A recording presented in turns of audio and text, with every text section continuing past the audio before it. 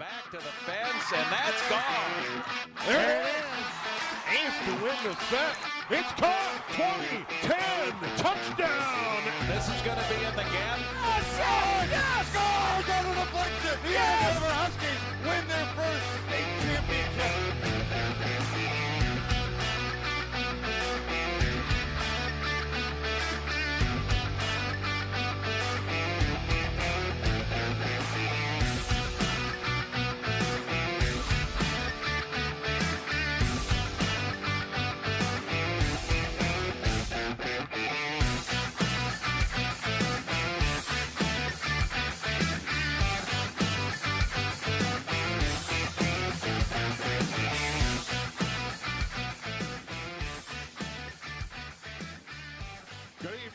And welcome to Andover tonight. Number 2 Andover, number 8 Moorhead.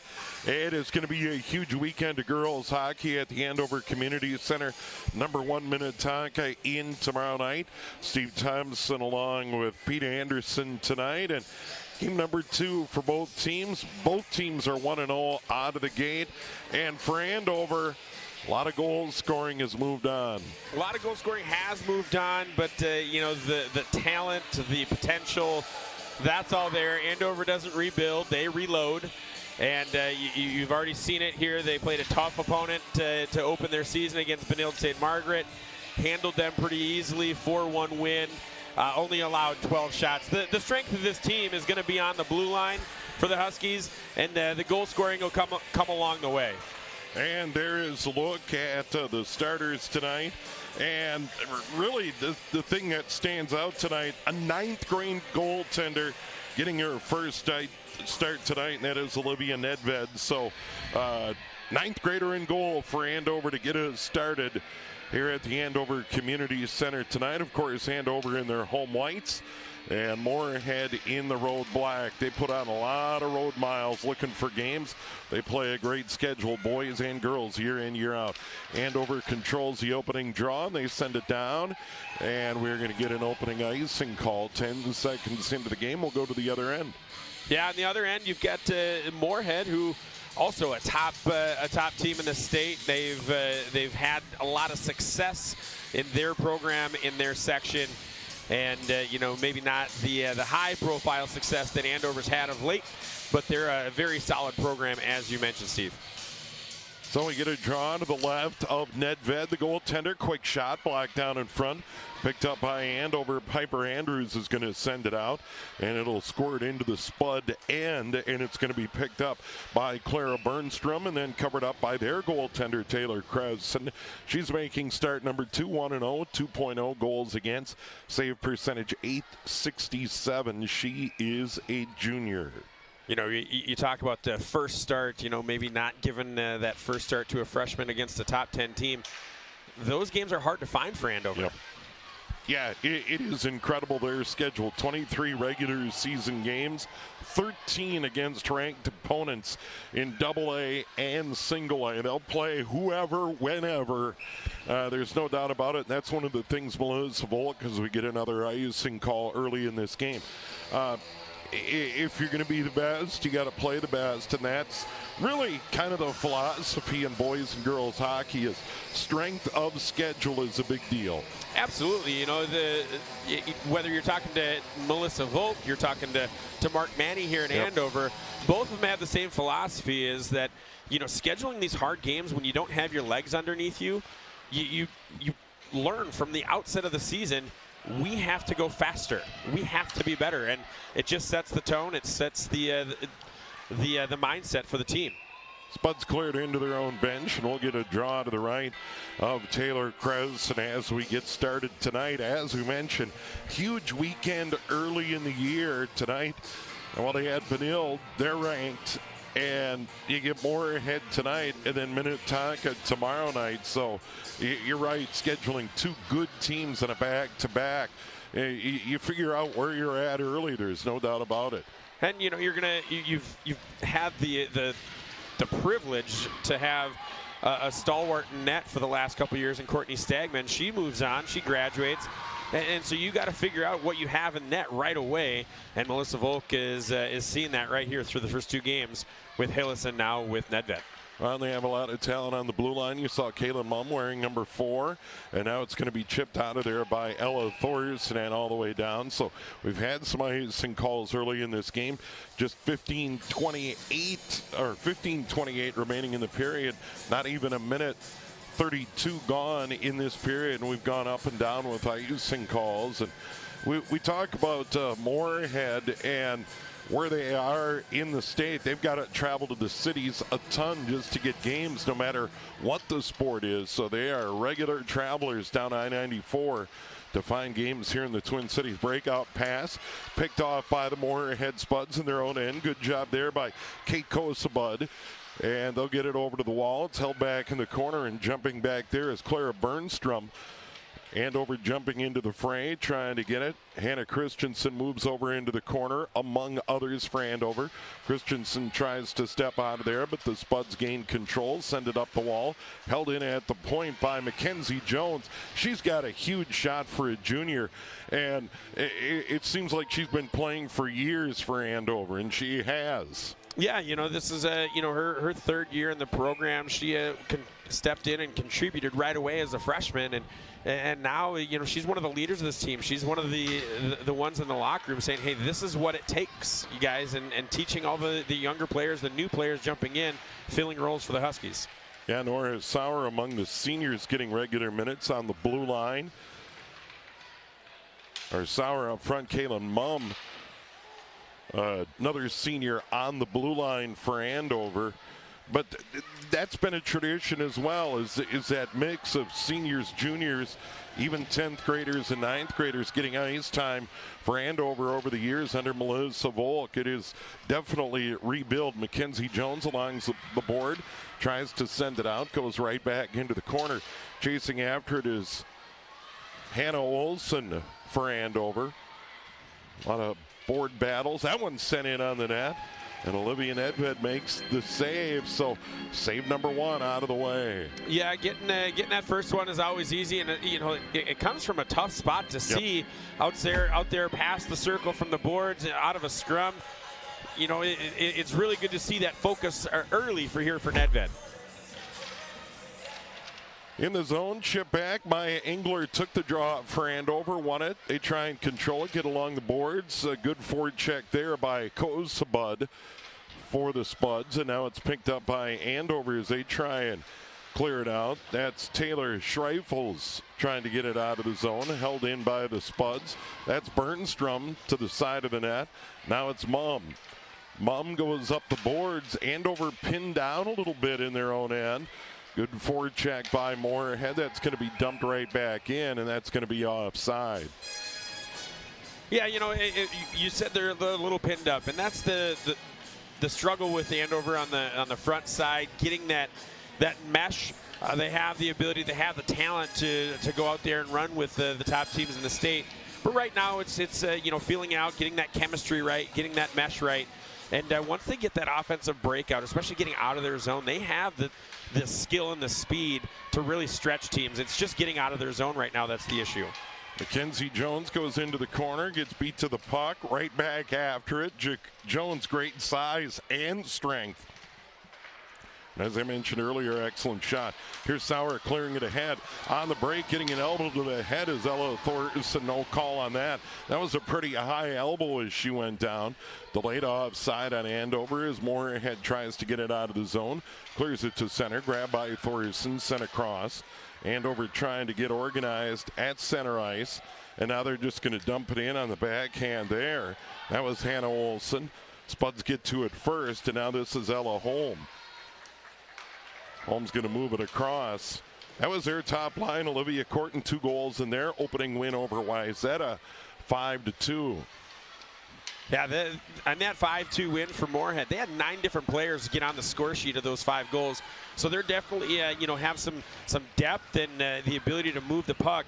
You just can tell that from the box score. Hannah Christensen for Andover swings around her own net, chips it up the boards and out.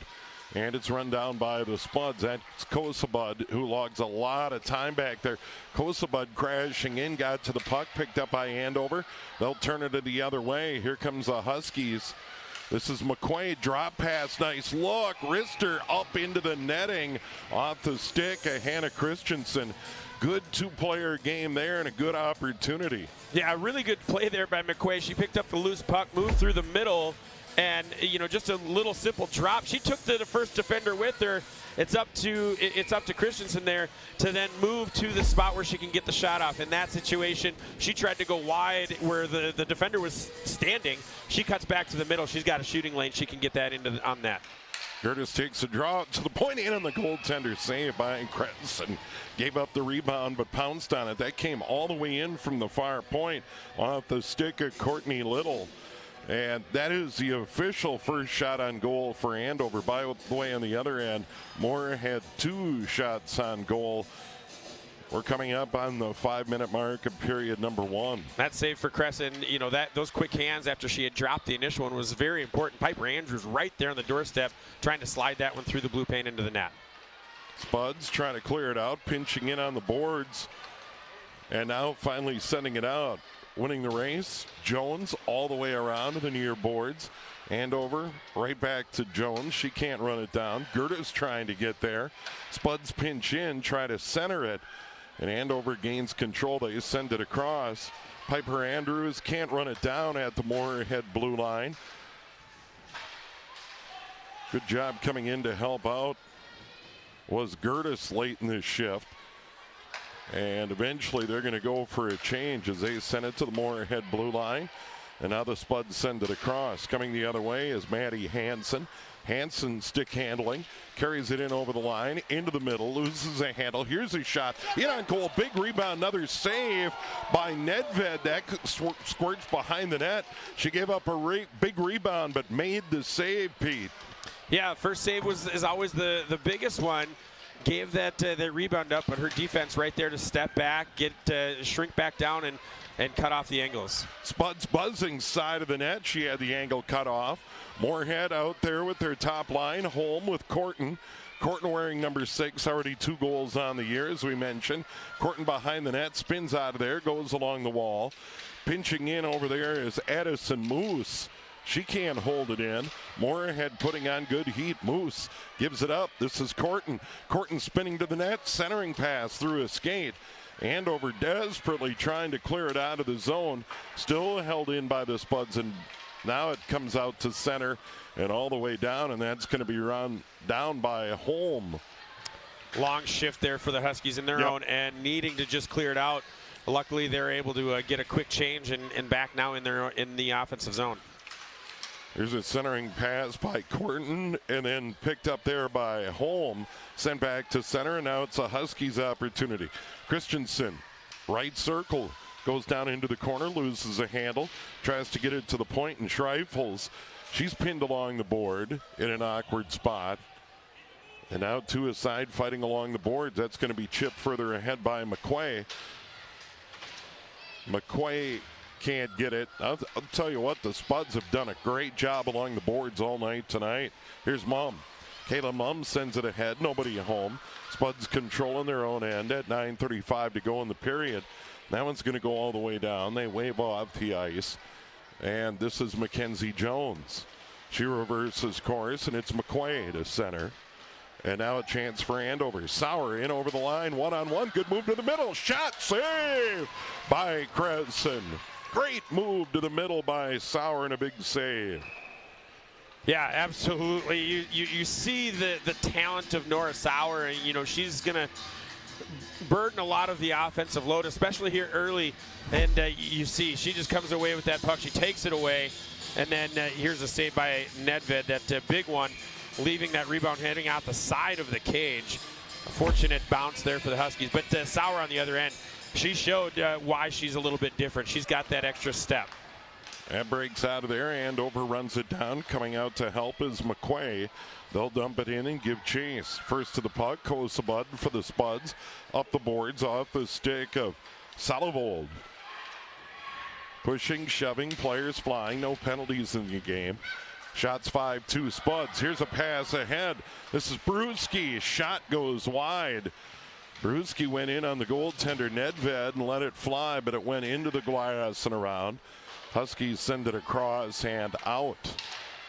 Nedved, when she's going to get that more and more comfortable. Each shot she faces, every time she sees one. And in that one, she got a little bit frozen. I think she wanted to come out and take the angle away a little bit more, and maybe got a little apprehensive, put pause. She gave the shooter some angles to shoot. Got lucky that one missed high and wide. 5-2 shot, Spuds. And the draw comes to the right of Nedved here at the Andover Community Center. Good crowd on hand tonight. Tomorrow night, of course, Andover takes on Chanhassen in the state football semifinals down at U.S. Bank Stadium.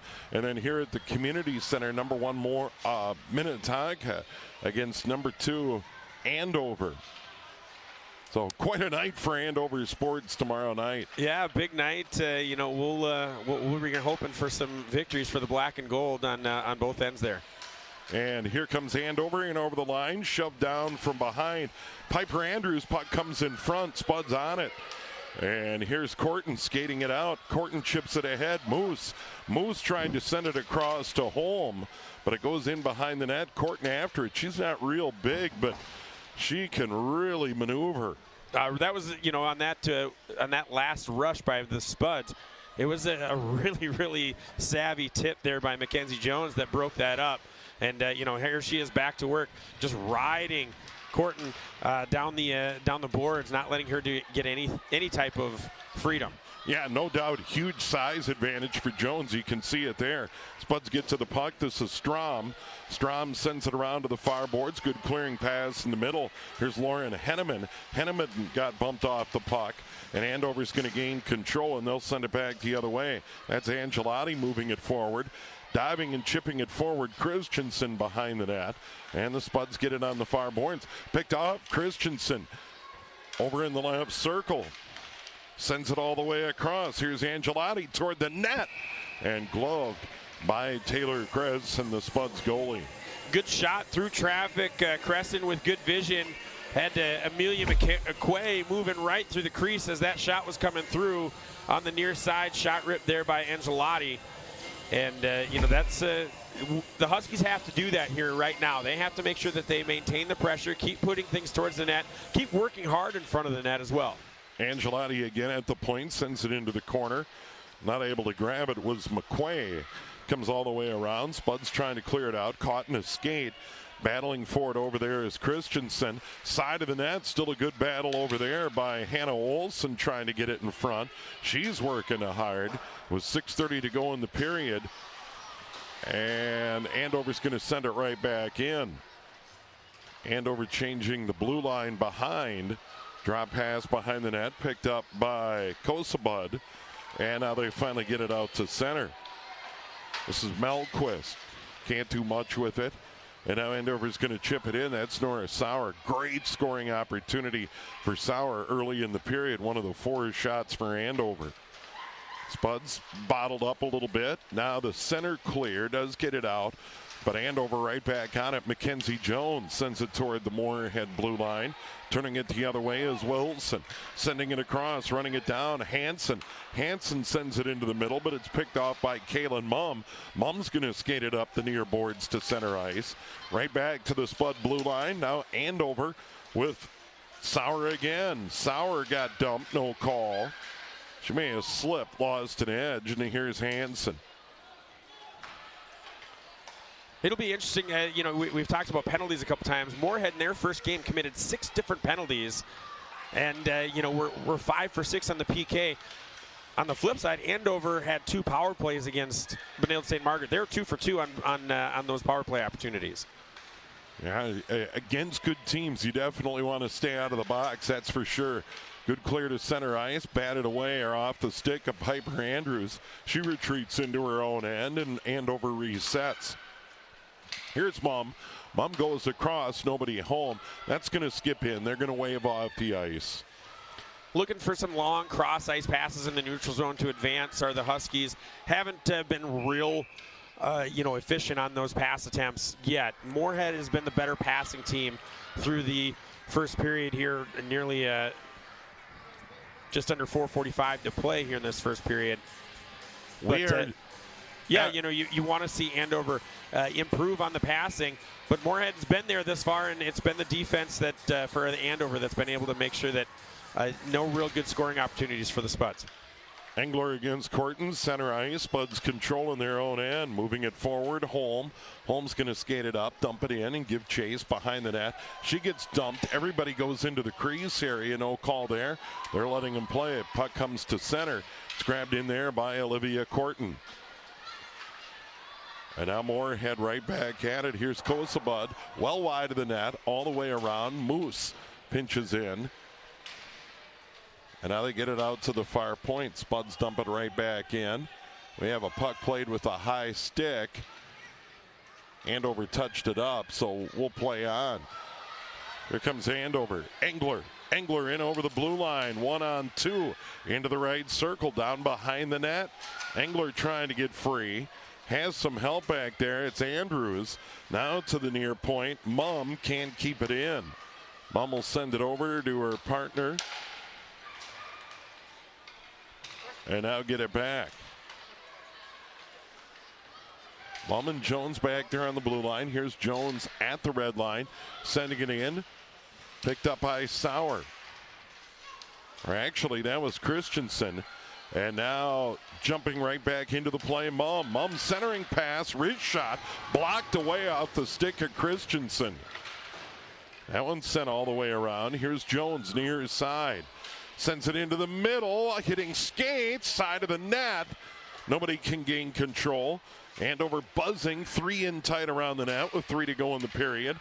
Jones waiting for it. She has a big shot near point. Mumm sends it toward the net. Skips into the corner, and the Spuds now getting a bit desperate with under 3 to go in the period. They want to clear the zone. That's Strom trying to get it out. Near point, Jones toward the net. That's sticked into the corner. Mumm over on the far side pinches in. Spuds trying to get it out. They can't. And now finally off a skate and out of the zone. And running it down is going to be McQuay. Really good pressure by this line. McQuay, Christensen, and Kasich out there just causing havoc, really pushing a lot of pucks into the middle, getting shots from the point. Angelotti from the point had it blocked, comes out to center ice, and we have a player go down, and we finally have a penalty with 2:17 remaining in the period, and that's going to go against the Andover Huskies, Nora Sauer, and that's going to be a cross check. Yeah, it's physical play. It's been really, really physical here through the bulk of the first period. As you've mentioned multiple times, a lot of no calls, and a lot of those calls I agree with. This one a little bit too blatant right there out in the middle of the open ice and in the offensive zone, and you're going to draw that call basically every time. Brewski takes a draw. Moorhead controls on the first power play of the night. They get it over on the far point. Wrist shot blocked down and sent off the glass and down the ice by Angelotti. Angelotti and Mumm on the back and clearing the penalty. In on the forecheck, Ella Thorson. Also out there for Andover is Maya Engler. Spuds get it into the near corner. Getting there first is Mumm, one of the senior leaders on this team. They're going to lean on her heavily. Mumm's going to play a ton. Big shove in front of the Andover bench. That was Engler involved. They ultimately get it out. No call on that play. Could have been a body check, but they didn't. And that's in the middle. Here's Ella Thorson, sends it over to the wall. Spuds on the attack. They send it over to the near side. Brewski in the slot. Had it blocked down into the corner. Through the crease area to the near wall. Really creative centering pass there from below the red line. Brewski at the point, glove by Nedved. Will get a stop with 58 to go in the power play. 1:15 remaining in the period. Really good vision there by Nedved. Olivia from the point on the power play, and staying cool, calm, collected, stays into her positioning, trusts it, and then goes and gets it with the glove. Great save there for the Huskies and for Olivia Nedved. Hannah Olsen on the draw for Andover. They win it. Can they get it out? Yes, it is out. and it's going to be batted forward by Olsen. Olsen, good job on the forecheck on this big collision between her and Bernstrom. They're still tied up. No whistle on the play. They let them play on. Side of the net, centering pass, knocked away. No penalty call there. Is getting dumped was Holm. Another player goes down for Andover. It's very physical first period with 25 remaining in the power play for the Spuds. Fighting for it over there is Jones. Jones sends it all the way around, pinching in Corton further out to the point. That's Strom toward the net, blocked down in front. That may have hit a Spud and goes all the way down. Out of the cage, Crescent sends it to center ice. Here's Corton, gives it up neatly, and the other way is Strom. Strom in over the line, goes down into the corner, centering pass, spinning, shooting, Moose, loose puck. They wave it off. Rev couldn't see it, and Andover may have got a break. Yeah, whistle came definitely before that contact. Yep. So I heard it up here. Good call there. You blow the whistle. It's the intent to blow the whistle is all really that has to happen. You see right here is the replay. That puck turning and spinning, and just stuck there underneath the pad. I don't think Nedved knew where it was, and she lifted the pad. She didn't need to. And we are now 5-on-5, final seconds of the period. Centering pass, blocked down side of the net, neatly by Courtney Little to prevent that centering pass. Well, frantic physical action here in period number 1. And we are scoreless. Number 8, Moorhead. Number 2, Andover tonight. Shot 7-5, Spuds. Really physical first period. Yep. Moorhead came out earlier, was really sharp, efficient with their passing, put some pressure on. Andover finished that period probably with the momentum a little bit on their side. All right, we've got a break. We'll come back. Period number 2. Stick around here on QCTV.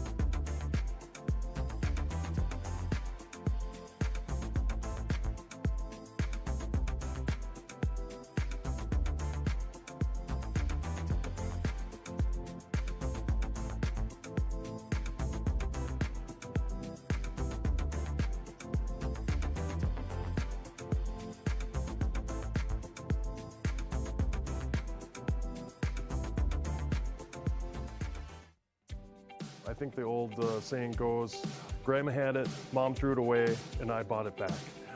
That happens almost every day in here. Amori Antiques, located in the heart of downtown Anoka on 2nd Avenue between Main and Jackson. We've been open for nearly 30 years. It'll be 30 years in 2024. We're kind of already counting down to our anniversary celebration. Looking forward to that. We've got 60 different dealers in here between floor dealers and shelf dealers, and it's just a wide variety of stuff. You never really know what you'll find when you come in here. Everything from antiques, those primitives, those little house on the prairie type kind of things, to Funko Pops. I mean, we even have some Funko Pops in here because they're very collectible. People like to put those on the shelf. They love to have those, their favorite character, whether it's a Funko Pop or a Star Wars guy, or whatever you can find, right? We come across those special pieces almost daily, and that's really what I strive to find, is those one-of-a-kind, special, unique pieces, like my taxidermied chipmunk pelt vest. We get compliments every single day about just the wide variety of stuff that we have in here. A lot of people, they walk through and it's very nostalgic for them. Anybody can come in here and try to be a dealer, try their hand at buying and selling vintage or antique items. I rent shelves out for $20 a month, and that's typically where I want people to start, is just on a shelf, just to get their feet wet. And if they do really well, we can promote them to some floor space. I'll tell you what I really look for though in a shelf dealer, and just my dealers in general, is I want them to be passionate about everything antique, vintage, and collectible. And they're out there finding that cool stuff and bringing it in. And you know, it's half the fun is the hunt, you know, and the same for me too. It's we're really preserving a lot of the stuff when we find it. We're saving it from going into a trash bin. We're saving it from just getting ruined, and we're restoring it and bringing life back to that particular item and getting it into the hands of somebody who's really going to enjoy it. They're going to put it up on a shelf. Maybe it's going to be a gift for somebody, and it just keeps that vintage, nostalgic piece kind of just keep it carrying on. I personally like the old stuff, that old primitive type stuff. I have a circa 1850 Native American tobacco canteen. It's got a buffalo carved on one side and a horse on the other. And it's just like those one-of-a-kind historical type pieces that I strive to find myself, because it's really the history about it is what I like. It's a lot of fun. I quit my day job at the end of May, and I've never worked more. I literally work practically 24/7, but I absolutely love it. I'm just having a lot of fun.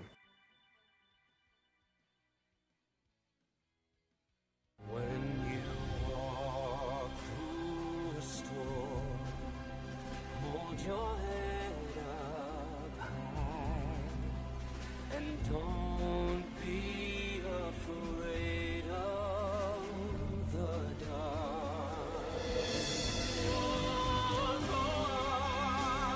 Walk hard, with hope in your heart, and you'll never walk alone. You'll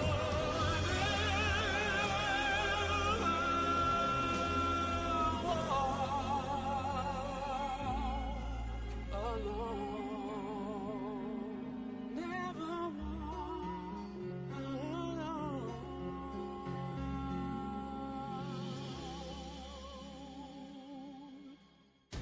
At the U.S. Center for Safe Sport, we see champions everywhere we look. In every sport, on every court, we're building a foundation to ensure all athletes are safe, supported, and strengthened. At the U.S. Center for Safe Sport, ending abuse is not just our job, it's our promise.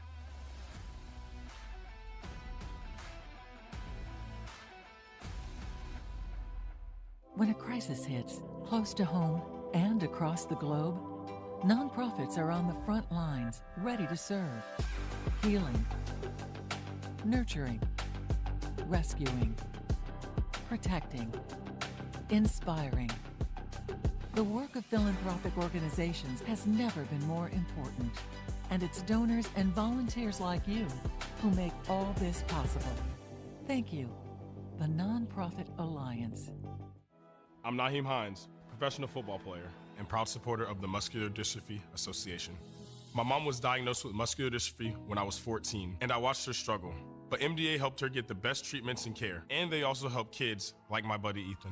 My name is Ethan, and I'm 12 years old. Thanks to the Muscular Dystrophy Association and people like you, I have more hope than ever before. From day one, they've treated me like family at my local care center. MDA is the only one that funds over 150 care centers across the U.S. to help provide state-of-the-art care for adults and kids like me. For over 70 years, MDA has been transforming the lives of people living with muscular dystrophy, ALS, and other related neuromuscular diseases. They fund the research for breakthrough treatments, care, and cures. And MDA provides support to thousands of families like mine and Ethan's in communities like yours. Thanks to MDA, kids and adults can live life to its fullest. Join us and learn more at mda.org today.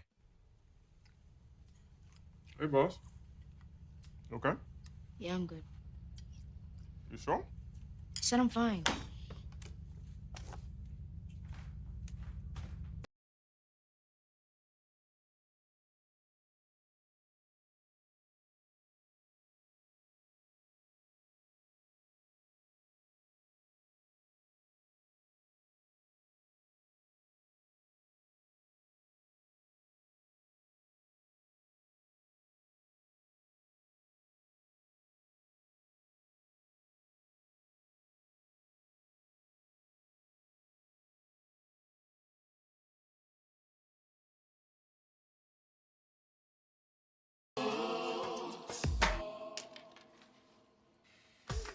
Hey, son. Hey, Pop. You can talk to me. It's been really, really hard for me.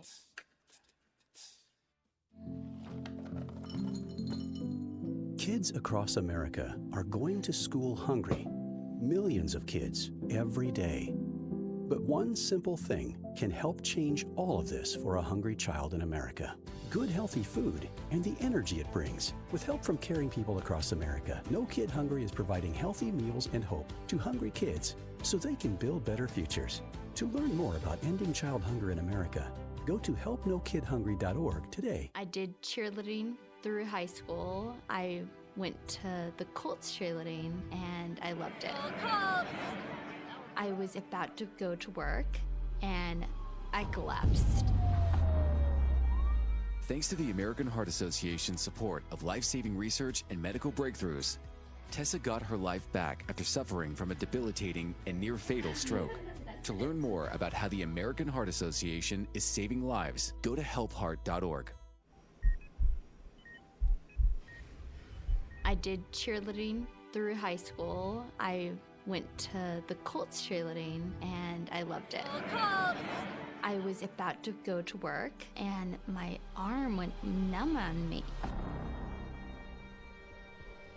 I knew I couldn't speak and I collapsed. After 36 hours, Tessa's worried family and friends called police, who found her on the floor after suffering a stroke. For 2 days, I was unconscious.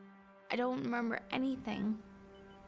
Thanks to the American Heart Association's support of life-saving research and medical breakthroughs, Tessa got her life back. I don't have a limp anymore, and I am so encouraged because I can speak now. To learn more about how the American Heart Association is saving lives, go to helpheart.org. We were at the first ever hockey game between Anoka and Ramsey, and it's our police associations. And this year, the proceeds are going to the Grubner family, and we hope to do it next year. Very proud of the Ramsey officers who won this year, but everybody had a great time, and we packed the stadium, so that's really what it was all about, bringing everybody out. I believe everybody had a great time. I know I did. So my cousin, Nick Dahlberg, asked me to come out and play with him, and I had nothing going on this Friday night. I always like hanging out with him and his kids, so I thought it'd be fun to come out and play a little hockey with these guys.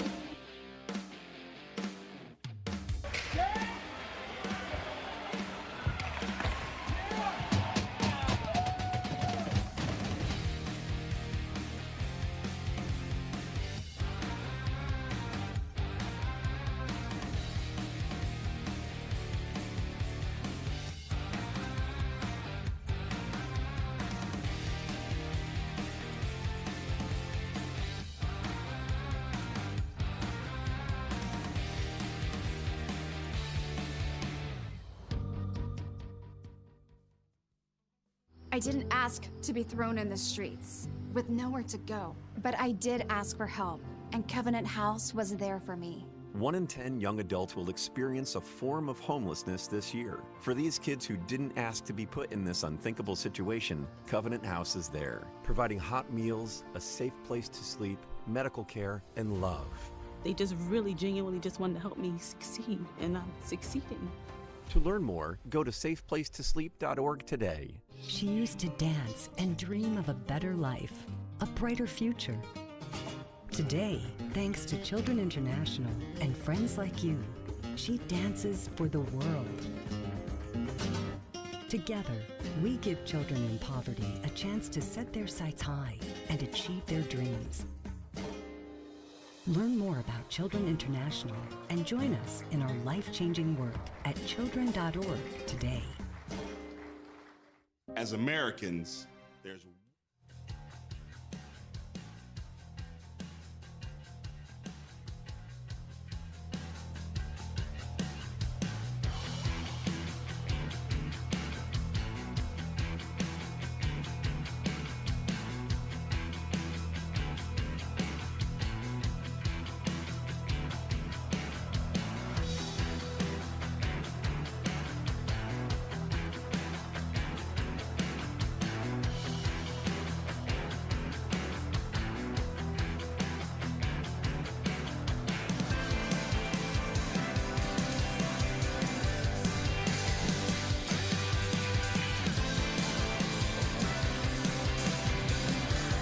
And we are back. Andover Community Center, number 8 Moorhead, number 2 Andover. Both teams 1-0.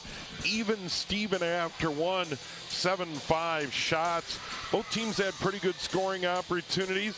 Very physical in period number 1. Yeah, really a physical matchup. Both teams had some takedowns, some opportunities where they could have been in the box.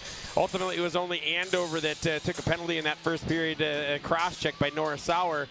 And Moorhead is now 0 for 2 on the power play in the season after going 0 for 1 on the 11th against Wayzata.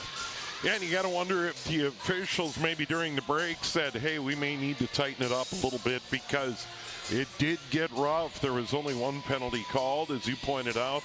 2 minutes on Andover, no damage done. Here we go, Andover defending the goal down to our right. That is Nedved, the 9th grader. Krausen, the junior, defending the goal down to our left for Moorhead. Spuds are going to clear it out of their end and try and move it out of the zone. Picked off by Andover neatly. Engler pinned along the boards near the bench. Coming over to the near side, this is Courtney Little. She'll send it in, giving chase. Piper Andrews. And the Spuds get to it, send it along the near wall. And not out. Behind the net after it is Engler. Engler into the corner, fanned on a pass to the point, and now the Spuds are going to clear it forward. Here's Kozabud, gives it up. Quick shot by Kozabud. Moose goes into the corner. Pinching in on the far side. Spuds get run along the boards by Jones, Mackenzie Jones over there. And now on the near side, trying to pick it up is Courtney Little. Trying to step in front, and going down is Brewski. And now here comes Andover the other way with Gertis. Gertis sends it ahead, gives chase. And it's sent right behind her, and the Spuds get it back to center. Right back at it is Sauer, but she's in offside, and we'll get a draw in the neutral zone. Yeah, a good pace. Physicality is right there. We had a scrum there behind the Andover net. We've had some contact here in the Moorhead zone just here in the first minute plus of period number 2. So, any possibility of the officials having that conversation in the room during the intermission, seems to have gone for naught if there was any. Here's Avery Kazek, sends it across off the stick, Honora Sauer. And now this is Ella Thorson getting pinned along the boards. Good job by the Spuds there, and now it's to a side right behind the net. Kicks over into the corner. Here's Sauer after it. Now in Mum. And now Andover trying to control behind the net. And they do a centering pass. That's bumped away. Grabbed by Ella Thorson out to the near point. This is Angelotti. Angelotti had it knocked down. Then Sauer sends it toward the net. Now they get it over to the right side. Right back. That goes wide. And pinching in is Angelotti. Andover some zone time, and now out to center. And running it down is going to be Mum. Mum goes along the boards. Gets a little help over there from Thorson. They send it in. And Andover's going to get a change in. Just under 15 to go, period number 2. That's Hannah Olson with it, sending it D to D. She's going to get it back at the red line. Now skate into the middle, stay on side, had it bumped away. Good play there by Lauren Henneman for the Spuds. And now Salovold.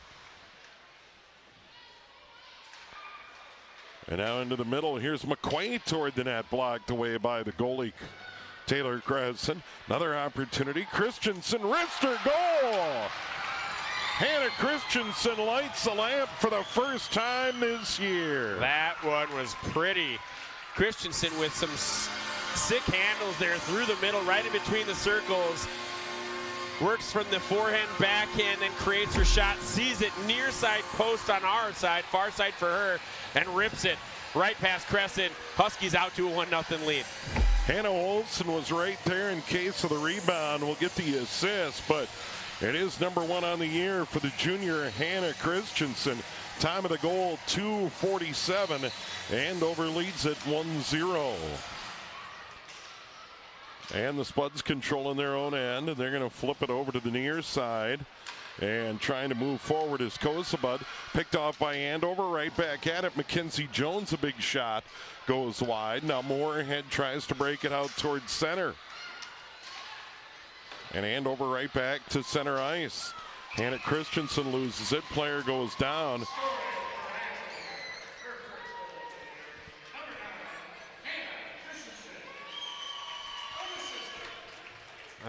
Unassisted goal is going to be the call there for Christensen, and then Christensen turns around and draws the first penalty of the game from the Spuds. And as I mentioned in that first period, Huskies had 2 power plays in that first game against Benilde St. Margaret, and in both those opportunities they were able to score. So they're 100% here on the power play this early in this season. And the penalty is going to go against Bernstrom, Clara Bernstrom, the sophomore. On the blue line, time of that penalty, 3:10. So Andover the 1-0 lead now on the power play. Here's Sauer into the right circle. Sauer tries to send it in front, gets it back, tried to send it right back in front. Pinching in, Mackenzie Jones trying to help. After it, Piper Andrews. Another arm in the air, and it is touched by Andover. And we are going to get another Spud penalty. This time Lucy Wilson, the sophomore, and 2 to the box for the Spuds. There'll be 1:30 remaining in the 5-on-3. Not good for the Spuds. No, and you know, right there, the contact from Wilson. The official called it a check. He could have called it, elbowing that going that high up on the head area, but it's an opportunity here for the Huskies, 5-on-3. To add to their lead. They send it over to the right. Mum out at the point. Over on the right side, quick wrister goes well wide. Mackenzie Jones will run it down near side. Mackenzie Jones in the middle, sends it across. She gets bumped. 5-on-3 for Andover for another minute plus. Mum into the middle, wrister high over the net. Now side of the net, Jones sends it out. Sauer fakes a shot over to the right side. That's driven toward the net by Mum, blocked down. Andover buzzing, 50 to go, 5-on-3. Sauer's shot blocked down in front, covered up by the goalie Cresson. And over to change. This is a really, really crucial moment of the game for Moorhead. And, as I mentioned, they had 5 or 6 penalties in that first game. They were able to kill 5 of them. But, if Andover's power play strength here prevails and they were able to get 1 or 2 goals, I mean, this is a definitive moment here for Moorhead in this game. Andover wins the draw out in front. Crashing the net, Ella Thorson now out on the near point. This is Angelotti. Angelotti sends it across. Wrist shot, and that is gloved. Quick wrister over on the right side by Courtney Little, gloved immediately. 34 to go on the 5-on-3. Good, good rotation here for the Huskies. Shrinking the zone, shrinking down low, looking for any sort of puck luck as you throw multiple shots here at the net and see what you can get past Crescent. Spuds haven't managed a shot on goal in the period. They had 7 after 1, and that's where we sit right now. It is now shots 11-7 for Andover. Still 5-on-3 with 28 remaining in that advantage. Here's Angelotti. Can hold it in the zone. And now the Spuds are going to send it ahead. Good job there by Holm. Short-handed 5-on-3, sending a shot toward the net. Kosabud now a chance for Andover 3-on-2. In over the line come the Huskies. McQuay drops it off. Now into the middle. This is Angelotti. Angelotti into the right circle. That is Christensen. Over into the right circle, tries to get it back over to the near boards. Now it's 5-on-4 for 24 seconds. Andover leads at 1-0, looking for something on this power play.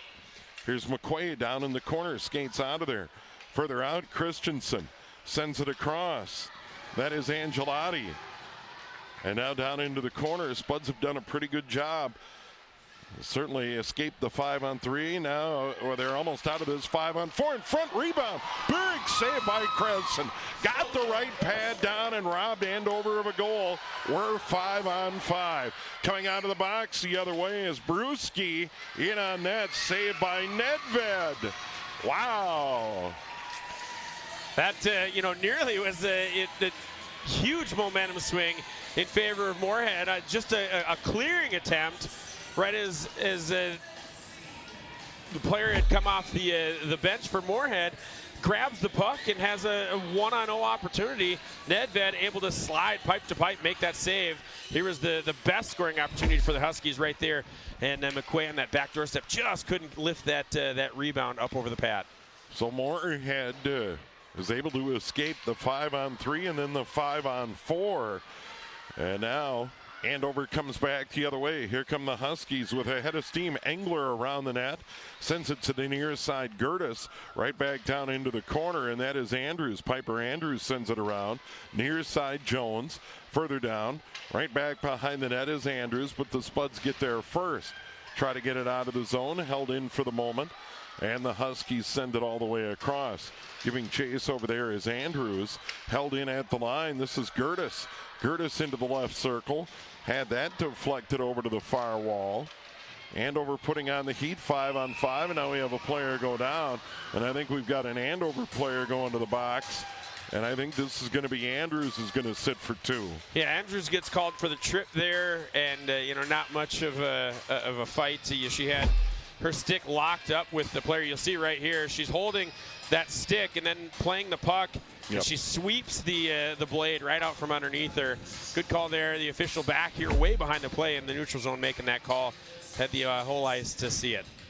Now a power play for the Spuds. 0 for 1 so far tonight. They failed to score in period number 1. Moorhead holds it in at the line. This is Bernstrom.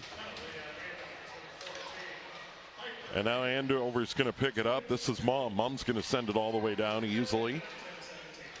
10 minutes to go in the period. Andover leads at 1-0. By the way, it was 7-5 shots. Spuds after 1. Now it's 13-8 Andover. More importantly, they've had one of those go into the net. Here's a chance. Chasing in Holm. Holm goes down behind the net.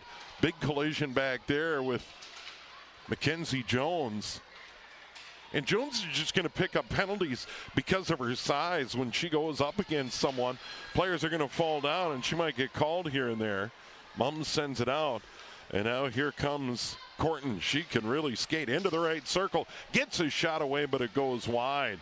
She just worked her way right in front. Trying to get it out of there for Andover is Sauer, and she does.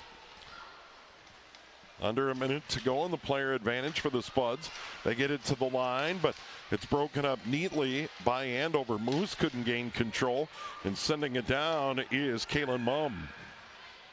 Allows the Huskies to get a full change of their PK with about 40 seconds to go here on the extra attacker for Moorhead. Brewski sends it over to the near side. That's Salovold.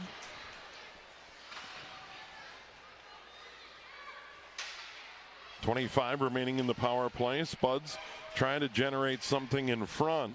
Over on the far wall, it's Lucy Wilson, skates in. That may have been deflected off the glove of Nedved. Here's a high floater, comes down to Andover, and the Huskies, Courtney Little's going to send it down on net.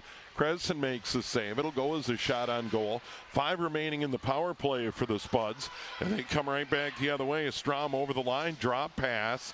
Nobody home. Now it's picked up by Brewski. Her wrister deflected up into the netting, and we are back to 5-on-5. 5-on-5, a couple of big saves there for Nedved. A couple of good bounces right there. Brewski had that shot attempt. And, right there, middle of circles, high slot area, really high scoring opportunity. And, Nedved didn't get it clean, but she made the save. She made contact with that one and deflected up into the netting. Malquist out there taking the draw against Engler, won by the Spuds and control, dumped down into the corner. That is Mackenzie Jones fighting for it. Now 2 players aside. Jones is going to come out of the fray and chip it ahead neatly. Here's Piper Andrews. Andrews has Gertis on her left wing. Andrews skates into the corner. Jet stop out to the point. Jones near side Mum toward the net off a skate into the wall. Now it's Gertis again. Back out to Mum on the point. Over to Jones. She has a big shot. Wrister and glove by Kresen. She can really uncork it. Yeah, she can, and we've seen her wind up. But she had a couple of those opportunities last year in the state tournament where she really let those fly. But here, that's that quick wrister. One thing I've noticed here with Moorhead is, especially when Andover's in the attack zone, in Moorhead's zone, they're not dropping everybody down. They're playing somebody close, at least one player up close to the blue line, trying to defend the blue line and prevent those shots from coming in. Mum sends it toward the net, knocked down. Spuds come the other way. And here's Courtney. You got to watch her. 2 goals in their opening win over Wayzata. As she can really maneuver, and Courtney in behind the net. Watch out. Wrap around, almost chipped it by the goaltender, Nedved. She is so quick. Yeah, she moves like lightning, especially when she's, moving horizontally through the zone. She's able to find little nooks and crannies to find her way through clean. Sauer gets to it in the corner. Gets a little help from Jones over to the near side. And we come out to center. Here's a chance. Sauer bumped off the puck. Sauer right back after it. Norris Sauer having quite a game. Out to the near point. Courtney Little toward the net. Blocked away into the corner. Another one sent toward the net. Goalie didn't see it for a moment. And it goes back into the corner. Right back out to the point. Angelotti wrister goes wide. She got something on that. 15-11 Andover on shots. They lead 1-0 on the board. 6:30 to go in a quick moving period number 2. Even though we've had 3 penalties, we've been moving right along. Yeah, we haven't had many stoppages other than those penalties here in this period. Sauer uncorks one well wide, hits the net or the glass behind, and then comes back into the netting. And we have a scrum in the corner. Coming up on 6 to go in the period. Near point, Little trying to find an alley. Got it in on net. Rebound comes out to the near side. Angelotti fanned on it. Popped into the air. Held in neatly out at the blue line. Great job pulling that one out of the air by McQuay. And now the Spuds behind their own net trying to get it out. And they can't. Getting decked there by Brewski was an Andover Husky. And they'll finally send it all the way down. And it's going to go just wide of the net. They're going to wave off the ice. That is Angelotti behind her own net. Fanned on a centering pass. Dangerous move. Andover gets a little help from behind. That is Courtney Little. She fanned on that clearing pass. And that could have been a scoring opportunity for the Spuds. Sent right back in. That is off the leg of Andover's Angelotti. She has been out there a while. She's going to need a breather. Here's a chance for the Spuds. Centering pass. Point blank save. Nedved.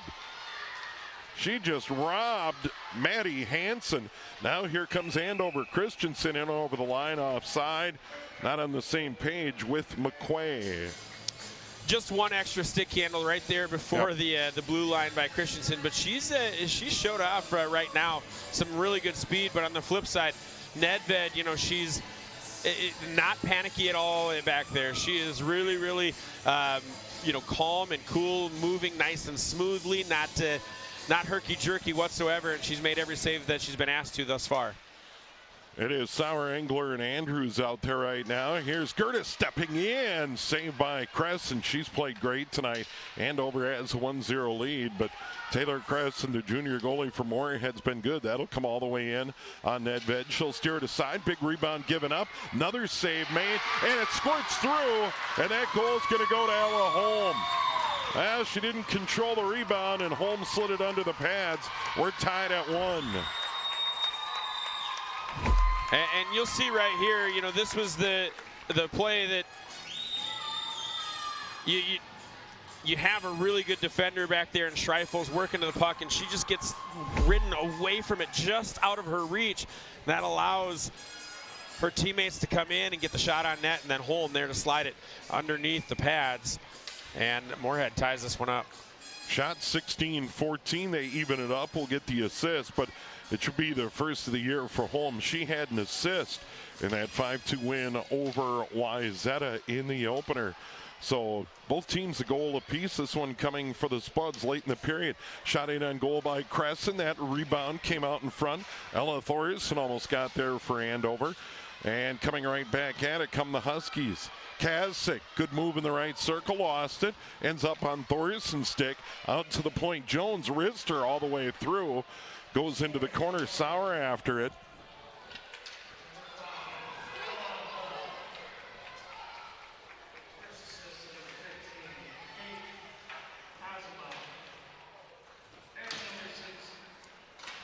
So assists on the goal go to Kosabud and Corton. So Corton notches her 4th point of the year. She had 2 goals and an assist in the opener. Once again, we're tied at 1, and Andover sends it out. Here come the Huskies. Kasich into the left circle, tried to center it, follows it into the corner. It was deflected away, but her pass to the point goes all the way out and down on Nedved, and she will smother it. Yeah, you know, in that situation, you get a goalie that's a little bit more comfortable. They're probably going to come out and play that one. But first game, you know, just had a little bit of an iffy goal given up. I'm completely okay with Nedved just settling that one down and allowing her nerves to settle. Each second that passes, she moves past that goal and she's looking at making the next save. Draw to her left. No one gaining clear control. And now the Huskies are going to send it around to Angelotti up the boards. And Andover's going to move to center. And coming the other way is Christensen. Hannah Christensen's going to dump it in, and they'll give chase. McQuay in after it along with Christensen in behind the net. Little pushing, a little shoving. Spuds are going to clear it to center, but it doesn't go out. Here's McQuay. McQuay along the half wall, dumps it into the corner. And now the Spuds get it back, and they'll try and pick it up. Kosabud sends it up, and that off the glass and out to center ice. Mum retreating. Coming in on her is Melquist. Melquist and Mum battling in the corner. And the Spuds get to it first, but Angelotti's there again, and she'll chip it out to center ice. Samantha Angelotti, a sophomore on the blue line, playing a ton of minutes. And now Andover gets it to center, but it is off a stick, and Moorhead gets it at their own line. They'll try and move it forward. Picking it up the other way, Hansen. Hansen sent it wide. She got tied up at the last minute by Mum. Spuds at it again. Hansen, another wrister off a leg. Out on the near point, picked up by Wilson. Wilson sent it further down the wall. Hansen fighting for it. McQuay there for Andover. Comes all the way across. Moorhead holds it in with Strom. And now it pops to center. Very evenly matched, 16-14 on shots. Both teams really getting after it. Player goes down. That was Angelotti fell down. Brewski couldn't get to the puck. And now chasing it for Andover is Mum. Mum can't get there. And now Andover trying to get out of there. Good forecheck by Moorhead. Since they got that equalizer, they've been all over Andover. Yeah, it's been a back and forth game. You know, each team has had times, had shifts where they've absolutely been dominant and maintained possession, kept the other team on their edges. But right now it's Moorhead that's putting the pressure in. Stepping in front, Corton got tripped. And the Spuds are going to go on a power play late in this period. That one goes all the way through. Andover's got to touch it up, and they do. That was Gertis getting to it. And now for the final 1:08 of this period, in the first 52 seconds of period 3, the Spuds are going to be on a power play. Yeah, and we're going to see it's going into the box. It's Julia Gertis that gets the call. So Huskies are going to, be shorthanded here for the last 1:08 of period 2. And, if things go well for them, they'll start the third period on the the penalty kill as well. Third of the game for Andover, 1 in the first and 2 here in this period. We have had no power play goals so far in the game. Spuds, 1 minute to go in the period. This is Corton near side. She got tripped as she was moving in front. Andover's going to send it out. Good play there by Mackenzie Jones as she smacks it all the way down out of her net. Crescent will send it around the boards. Grabbed by Corton. Corton sends it across, almost picked off by Andover. Here's Brewski moving it ahead. Corton has it on her stick. Corton can really wheel into the left circle. Tough angle shot goes all the way through. Over to the near boards and Moose. 30 to go in the period. 1:22 remaining in the power play. Out to the point, wrist shot, knocked down, chipped toward the side of the net. Andover trying to desperately clear it out, and they do. And that was Courtney Little sending it all the way down. Just 15 seconds remaining in the period. And that one sent toward the net. That was picked off by Andover's Hannah Olsen. And the goalie Crescent was there. There's 5 remaining in the period. Maybe one more rush. In over the line, Holm. Holm into the circle. Tough angle shot. Knocked down by Nedved. And we have played 2, and we're tied at 1. You know, very evenly matched game. Both teams have had stretches where they've been the more dominant team on the ice. And, you know, Huskies are going to go back into the locker room. They'll have 53 seconds on the power play to come out here in the 3rd period to kill off. But it's a 1-1 game, and both teams are looking for that next goal to try and see if that holds up, or at least start their journey towards a second win of the season. So we'll start the 3rd with the Spuds on a power play for 53 seconds. Good game tonight. Thanks so much for joining us. Steve Thompson, Pete Anderson here on QCTV.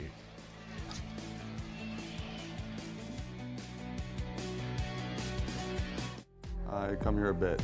It's warm, it's inviting, people are decent to you, coffee's delicious, very inviting atmosphere. Well, like I said, I stumbled upon this place first as a customer. I fell in love with it as a coffee shop, and then I started working here and eventually became owner. I just love the community here in Anoka, and for the most part, I mean, I would say it's been very positive as far as the response. I feel more connected with the community by bringing in a bookstore. I think it's because of the events that we have brought, simply having a book club, and we're bringing in more, you know, variations of the book club, and just it's just a great way. I feel more connected than I did previously. I mean, I'm from Anoka, so it's been a staple. I mean, I didn't stumble upon it like it's Narnia. But, you know, I just had found out about it through daily travels around Anoka. Jenny does a great job hosting the book clubs, and the River Yoga staff comes in and helps out with those too. So, yeah, I really liked that, and they definitely are good participants in like the shopping days, and when the parade was here and stuff, they're a good place to kind of come chill and get away from the crowds of people. So I'm hoping to expand our space a bit. There is an upper level in this building. I don't want to leave this building, but I'm outgrowing our space, especially you know, when we hold events such as book clubs, and I would like to be able to host author events as well. And what makes me most nervous is not only because I am shy, I'm a natural introvert, but just the lack of space and how that would actually look if we were to hold especially major author events. But it is a goal, and it is something that, you know, I think people would love. Yeah, I definitely would be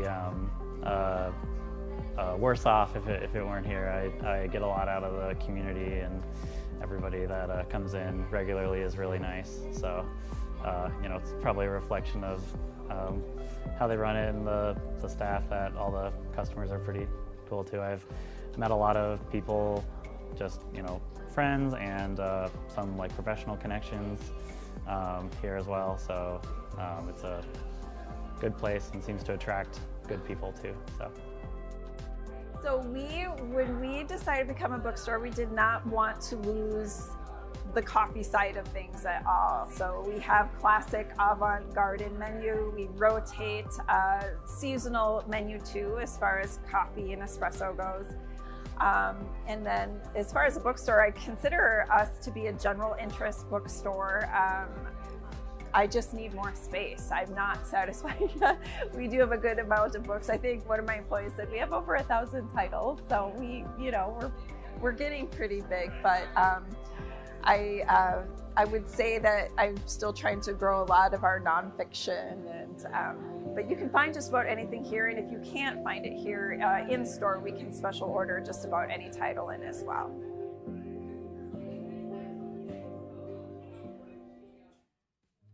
On any given night in Minnesota, 6,000 young people are without a home.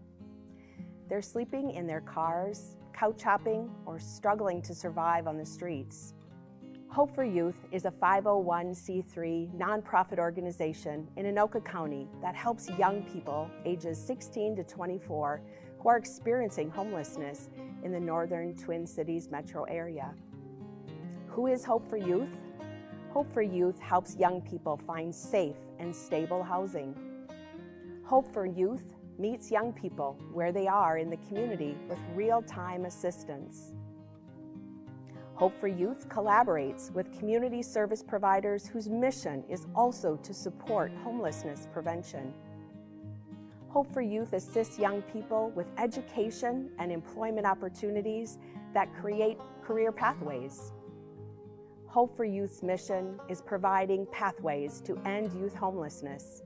Our vision is to have all youth feel safe, valued, and supported while reaching their full potential. Thank you to those who have supported our mission with your time, your talent, testimony, and treasure. Please connect with us if you'd like to volunteer, donate items, or make a financial contribution. Your investment is changing lives. Connect with us through our website at hopeforyouthmn.org or simply call us at 763-323-2066. Anoka County Brotherhood Council, also known as ACBC Food Shelf, is a community-based organization located in Anoka County, serving over 10,000 families per year. We have been providing our neighbors with food, clothing, and resources for over 50 years. Providing food to the community is our largest program, and we do this through a food shelf, a grocery delivery program for those who are homebound, and special food distributions available throughout the year. We value our participants' time and have appointments available online and by phone to ensure quick services, making it easier for those with tight schedules and transportation difficulties. The experience of the shopper is important to us, and we take great care in making sure our food shelf market is well stocked, especially with fresh and healthy food items, which can be more expensive for those on tight budgets. We want our space to feel like a grocery store, and we want our shoppers to feel they are cared for. When someone visits us, they will also have access to our family advocate who can provide assistance in navigation with other resources and partnerships. We also have a clothing closet which has clothing and household items for the entire family, a birthday bag program where parents can select age-appropriate theme bags for children up to age 18, and for low-income adults ages 60 plus, we are the only food shelf in Minnesota selected as a CSFP food provider, providing the opportunity for extra food items and nutrition education. We are blessed to be in such a great community that supports our work with volunteers, food donations, cash donations, and just sharing our message. We thank you for your support.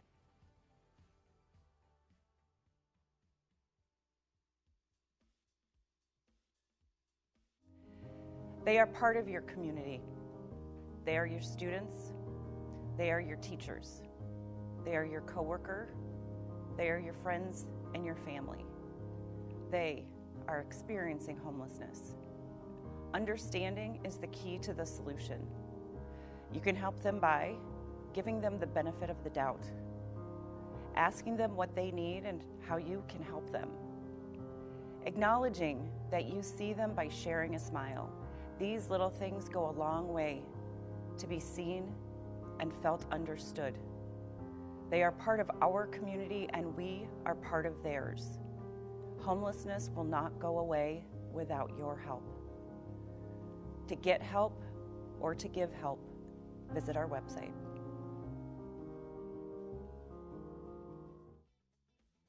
My name is Gary Parker. I served as a Cavalry Scout and a military policeman in the United States Army for 20 years. When I was a Cavalry Scout, we had a young lieutenant that came in, great guy, but he moved on, got promoted to lieutenant colonel, went on to Afghanistan, and I was able to keep in contact. And I'd wake up one morning, go on social media, and there's that post you don't want to see. For whatever reason, he took his own life. Nobody knows why he did it. And if there's something that we could have done to prevent it from happening, safe gun storage can prevent gun suicide, because it's that added step to get to your firearm that might just give somebody a moment of reflection on what they're doing. As a veteran, we need to be ambassadors to people that don't have the knowledge that we have. Anytime you're not storing a weapon safely, you're putting yourself and your community at risk. Service never stops.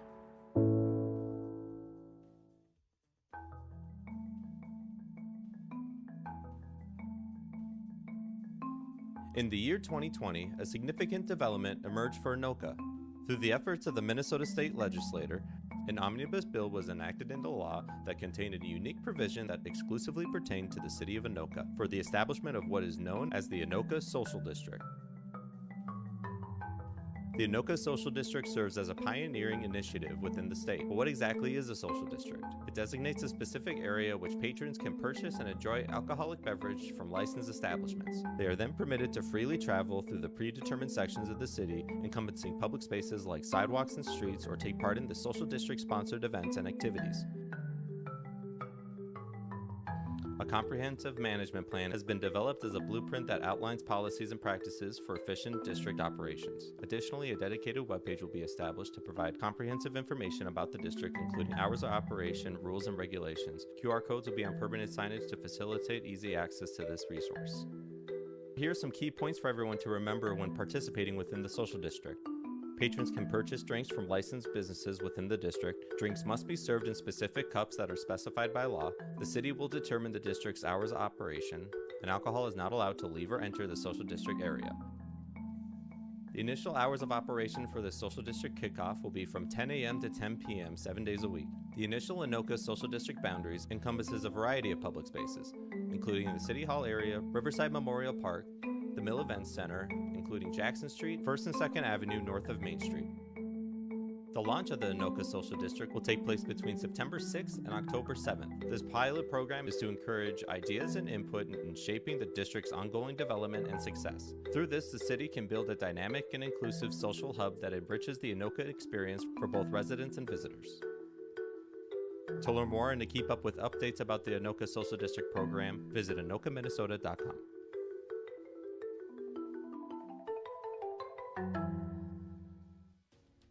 Do you remember your first bike? Do you remember the excitement and freedom it gave you? Witnessing that joy or getting a from the heart thank you note from a recipient of one of our bikes is our reward. Bikes for Kids collects bikes donated to us from local bike shops, recycling centers, law enforcement, and individuals. We refurbish these bikes and give them away to kids and others in need who may not be able to afford one, along with a helmet and a bike lock. We do this through churches and other charitable organizations, and the recipients of our bikes also include homeless people and even refugees from the war in Ukraine and also Africa, where we ship them over once, sometimes even twice a year. In continuing our mission, not only do we need bikes to refurbish, but we also need volunteers. Along with your monetary donations to help with buying parts and other expenses. If you don't know how to fix a bike, that is no problem. We can train you. But you can also help out cleaning the bikes, pumping up tires, setting up orders, moving bikes, parting out unrepairable bikes, pickup and delivery. Bikes for Kids has been around for 10 years, and last year we gave away 3,600 bikes to kids who really appreciated it. Let's keep it going.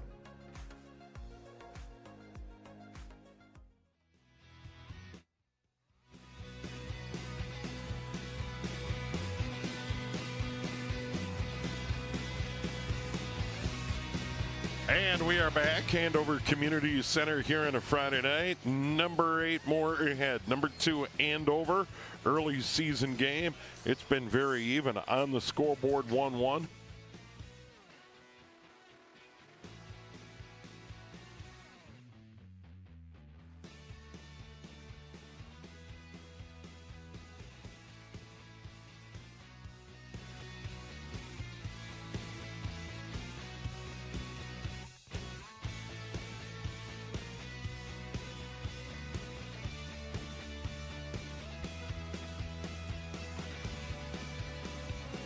Like this.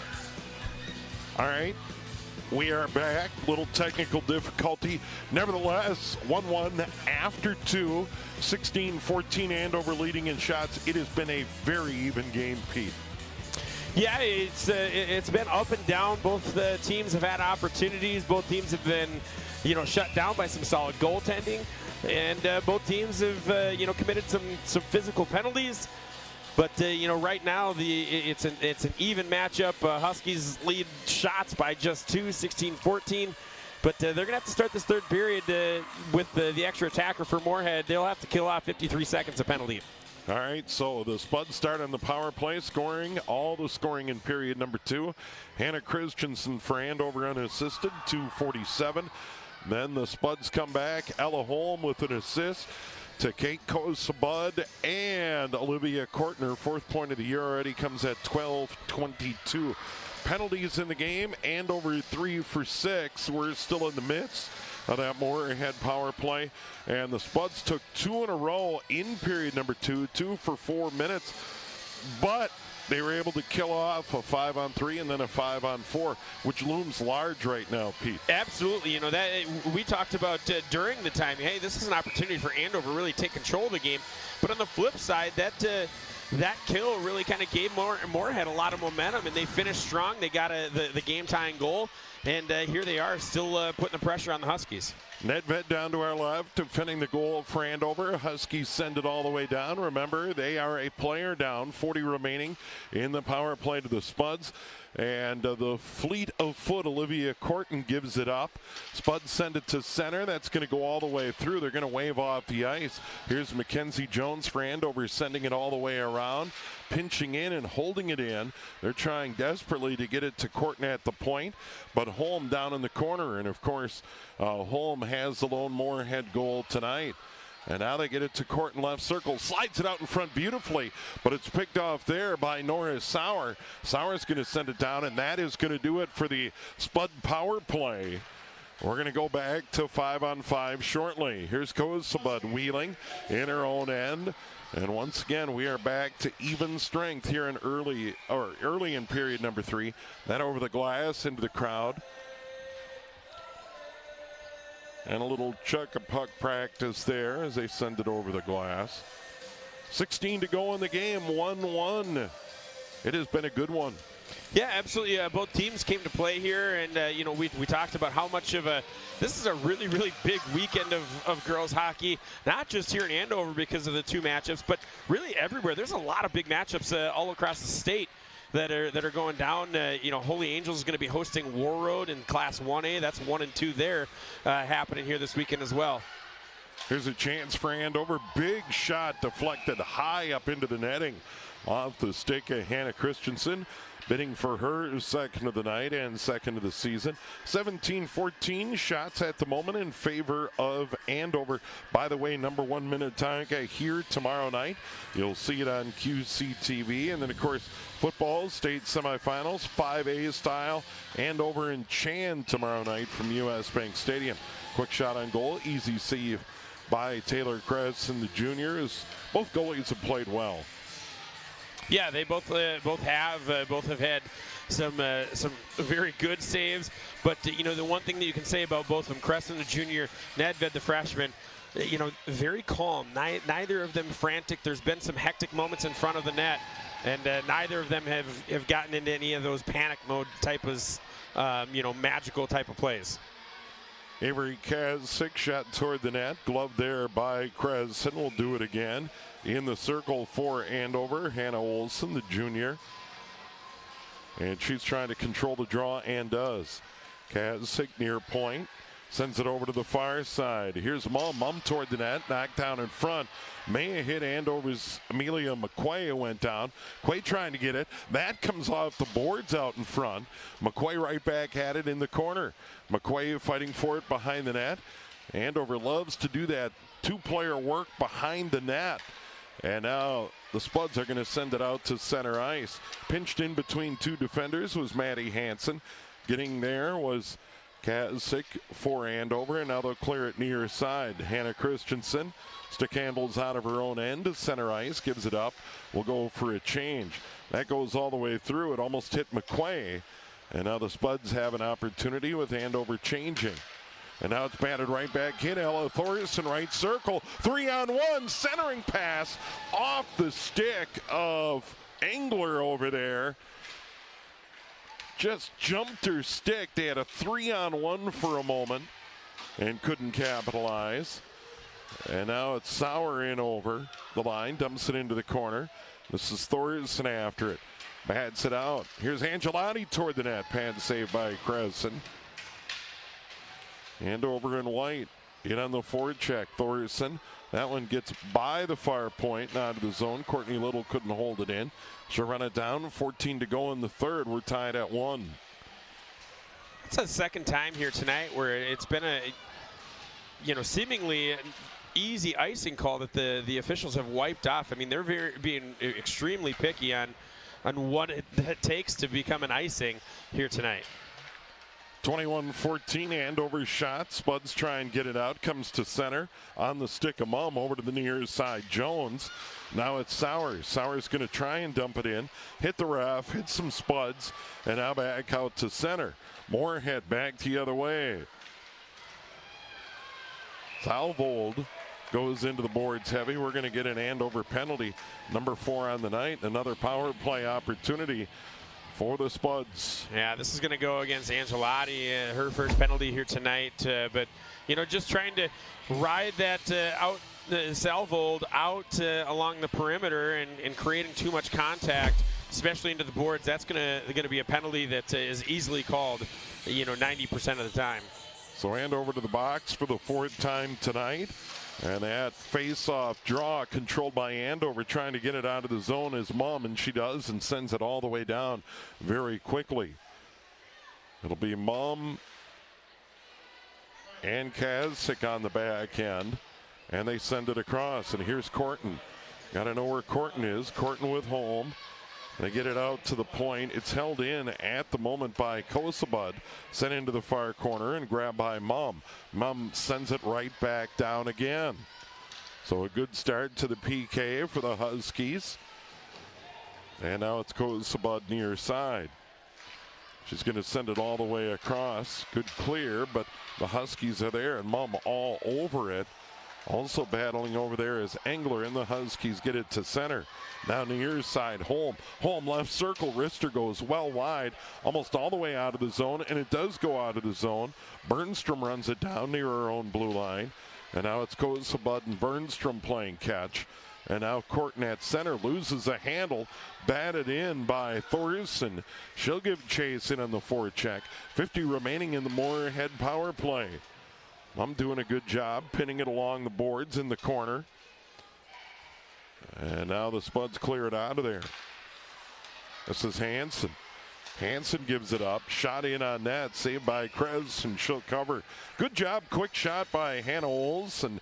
Just send it at the net. Why not? You never know. Yeah, that was probably the second best, outcome that could have happened from that. Obviously, the goal would have been the best, but it forced Crescent into holding on to that puck and getting a whistle. There'll be a face-off in the Moorhead zone with 35 seconds remaining in the power play. I'll send it all the way around. Trying to get there is Sauer. Sauer backs off, and the power play continues for another 23. In over the line, Brewski loses a handle. Moorhead right back at it. Here they come. That's Wilson. Sends it across, off the stick of Hansen, into the corner and picked up by Hannah Christensen. Christensen, the lone Andover goal, and that'll go out and all the way down, and that'll do it on the Spud power play. Andover's going to change. No real, there was a couple shot attempts, but nothing on net here on that power play for Moorhead. And now Andover goes back to work. Courtney Little swings it around out to center ice off the stick of Strom, and then picked up by Holm. Holm's going to skate up the near boards, hounded there by Andrews. And now Andover right back at it. Christensen centering pass. Big shot by Mum, and a save there by Kress. And Mum got it in the slot. Good shot, but the save by Kress, and huge save there. And now Andover back to their own blue line as they get it set up again. They send it over the stick of Andrews and down, and that will go as an icing. We do get an icing call and go to the other end. Yeah, and that scoring opportunity for the Huskies, that starts with the great vision by Hannah Christensen. She's already got a goal here tonight, and she had Amelia McQuaig down near the crease. but she was patient. She let Mom enter into the play, fed her an a wide open pass, really right tape to tape, and then Mom unleashed a missile. That was a great save there by Taylor Crescent. Yeah, kept it low, and now Mom's going to swing it around the net. Andover's going to try and clear it out. Hops over the stick of Christensen. Stays in the zone for a moment. But now it's Kazsick. She loses it at center ice. Mom's still fighting for it, or excuse me, Sauer fighting for it. And now here comes Henneman. And the Spuds will dump it in. She'll go for a change. Back behind the net, here is Mom. Mom swings it around, far side. Trying to get it ahead was Thorson. And now Andover's going to skate it up. Here they come. Avery Kazsick, she'll go for a change. Here's Thorson trying to get it up the wall, but can't get it by the defender for Moorhead. Under 10 to go. Engler in there. Now battling for it is Thorson again. Over on the near side, this is Sauer. Sauer can't do much with it. Centering pass ahead, picked off by Andover. And that was Courtney Little. Good job covering up. And now it's Mackenzie Jones stick handling in her own end. Loses it. Almost picked off by Corton. Couple of players go down.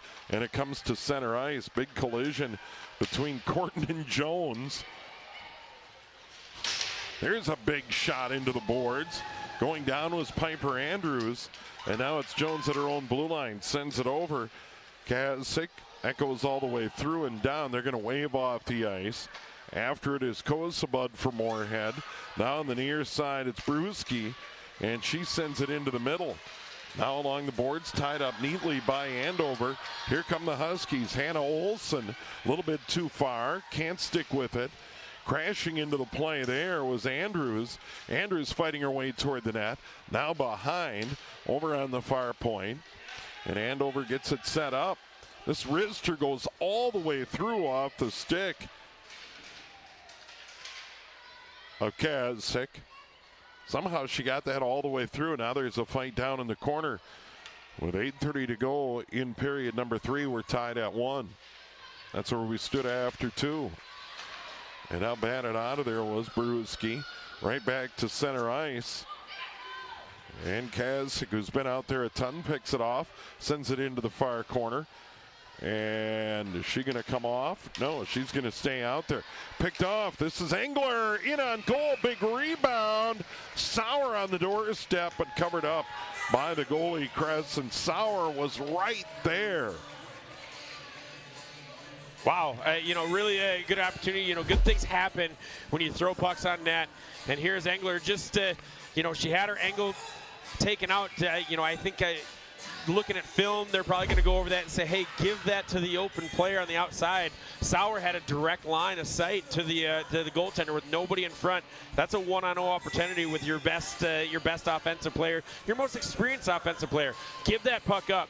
But she'd get a good shot, and good hustle there by Sauer getting to the net, trying to create some chaos. Send it all the way around. It goes to the far point. Little toward the net, over the top into the corner. Pinching in is Jones. Jones sends it right back around. Grabbed by Engler. Engler pinned along the boards. Good job there by Kozabud. She used her leverage. And now it's home for the Spuds. In over the line. Into the stick of Corton. Deflected to her, and then she lost it into the corner. And now Andover trying to turn and go the other way. Flipped out to center by Sauer. Chasing it down is Engler. Engler pinned along the boards. Really good physical play by both teams. Really a lot of action on the boards. Almost picked off by Sauer on the side of the net. Now in the middle, here's Mum over the top of the net. Or that wasn't Mum, that was Andrews. Andrews, really good move over there. The top of the net. Tried a little, lift chip shot to go over Crescent, and just had a little bit too much velo on it. Goes all the way over the net. That one's sent all the way down by Moorhead. Spuds need a breather. And we'll get a draw to the right of the goaltender, Taylor Crescent. I saw the fore and thought it was maybe Mum closing in, but it was indeed Andrews headed for the net. 24-14, Andover the advantage on shots. Had a look there at head coach Ryan Kraft and assistant coach Greg Salvold. Hannah Olson on the draw for Andover, wins it to the point. That is sent toward the net by Mum. Over on the near side, Avery Kasich sends it all the way around. Giving chase over there is McQuay. Andover holds it in. That goes wide of the net. And the Spuds trying to get it out. Maddie Hansen can't get it out. Knocked down by Kasich for a moment. Now it's Brewski ahead. Brewski has someone on her wing, and that is Salvold. Boy, good puck battles all over the ice. Both teams working well. And now Andover's going to clear in their own end. Get it out to center. That's Mum. Nice backhanded feed. Andrews into the middle toward the net. Had it deflected away. Both teams doing a great job on the back check. Not letting anybody get a free shot at the goaltender. Yeah, that was a really, really good play by Lucy Wilson on the back end. And, you know, staying in the lane of Andrews, not giving that up, helps out her goaltender immensely. Kasich runs into her own player. That's Nora Sauer at center ice. Chance for the Spuds. Here they come into the right circle. Shot, save. Nedved batted away by Nora Sauer, who was right in front of the net. Sauer was in a good spot to help out her goaltender. And now they'll go to the far wall. McQuay gets to it and moves it to center. Pushing and shoving out there. Here's Sauer. Sauer gets hauled down in the Moorhead end. No call on that. And then it's dumped right back into the corner behind the net. And goaltender Taylor Cresson. Nice job by the Spuds defensively there. And Kate Kosebud, she is so smooth back there. And now Sauer gives chase for Andover. Can't get to the puck. That's Strom. Strom around the net. With 5:12 to go. Stepping in front. Thorson was in the right spot. Right down the slot. Big save by Cresson on the shot by Courtney Little. Little right back after it at her own blue line. Little has a head of steam. Hits the blue line into the right circle. Backhand centering pass. Knocked away there. Beautiful play by Lucy Wilson. And then right back to the goalie. Taylor Cresson covers up. Frantic action, 4:49 to go in the third. Yeah, that's I mean, you had a really good opportunity, two of them actually good opportunities for Courtney Little there. She holds the zone and then works her way through the middle, nearly loses the puck and kicks it back to her own stick. She one-timed herself. We got a timeout here by Moorhead with 4:49. There's a shot from the half wall in the save right before the break. That was a good, quick shot. And you got to like that when Hannah Olsen does that, is you never know, you could catch that goalie napping. Yeah, absolutely. And we talked about it earlier. There was a shot that Moorhead took in the first period. I think it was the first shot on net for Nedved. Deep out of that, off the half wall, outside the circle. It's a tough angle to see, that puck come off the stick with all the stuff on the boards and things like that. So it's a test to the goalie's focus and their attention to the play and being able to pick up that puck as soon as it gets off the stick. And here's a look early in the year on standings in this Northwest Suburban Conference. Maple Grove, Andover figure to be right on top of this thing at the end. Yeah, you've got Champlain Park, Coon Rapids out to a really hot start. They're up 3-0. They're going to try and make some noise in both their section and definitely within the conference. Behind Maple Grove, Andover, have got to be considered the leader. Centennial Spring Lake Park, they're going to be a good team too. It's going to be a good season within the Northwest Suburban, and I think that there's the possibility that 2 or 3 of these teams could be representing the conference at the state tournament in February. And we get a draw to the left out of the timeout. 4:49 to go. No score after 1-1 after 2. We're still 1-1 here in the third. Jones sends it around into the corner. Quite a battle. Stepping out in front is Andrews, and Andrews sends it in on net. And a save there by Taylor Cresson. And both save percentages for these goaltenders is going through the roof, especially for Taylor Cresson. 26 shots on goal, 1 goal given up. And here, it's a really good angle there for Andrews coming through the middle of the circles. But, fortunately for Cresson, there's nobody in front. She was able to see that one clean coming off the stick. Mackenzie Jones sent it into the corner. And the Spuds try and clear it out. Corton had it for a moment, and now it's picked up. Here's Bernstrom. And now they're going to dump it out. That was Corton sending it all the way down. Getting there is Little for Andover. Sends it to the blue line. Good forward check. That was Ella Holm in there after it, along with Corton. Corton gets hauled down. No call, no arms in the air. That was Mackenzie Jones in a battle there with Corton. Now the Spuds buzzing a little bit. Holmes sends it all the way through out to the point. Held in out there by Kosabud and sent right back down. They'll pinch in near side, and it jumps over the stick of Bernstrom and goes all the way back to the Spuds blue line. Here's Kosabud wheeling in her own end, and now it's picked off. Here's Hannah Christensen. One goal already. Wrist shot blocked up into the netting by Kresen. Good steal, Hannah Christensen. I mean, she's had some really good opportunities here tonight. She's got good speed. She's got really good handles. And, you know, she's got a shot that she's been able to rip off a couple times. She's got one that she blistered past Crescent for a goal. This time she was going to that same spot. She was going high left corner and trying to give the Huskies a lead here late in the third period. And hit someone in front. I think it hit Norris Sauer. That shot off the stick of Kazak. Kazak again, right circle, skates in on the ice. Block or pad save. And that is steered away and out of there. Good job by Brewski. Sending it down, giving it chase. Hansen will swing it all the way around, but Mum will send it up the boards. Now it's grabbed by Thorson. It comes out into the middle, and now Engler's going to move it ahead. Engler to the blue line, right circle, tries to go around the defender and does. Defender falls down, and we have the net come off the moorings. 3:02 to go in the third, still tied at 1. Engler has another gear, and it's, I mean, when she hits her top speed, I mean, she passes people like they're standing still. And, you know, right there, I think, you know, she might have entered into that top gear a little bit too early, and she lost the handle a little bit on the puck.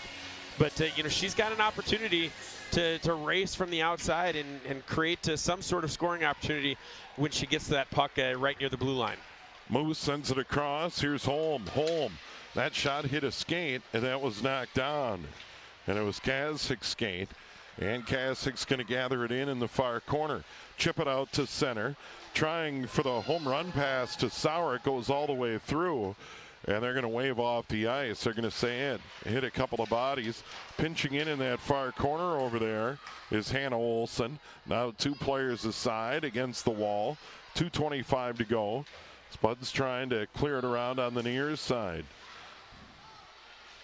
Norris Sauer right after it, or excuse me, that was Hannah Christensen after it.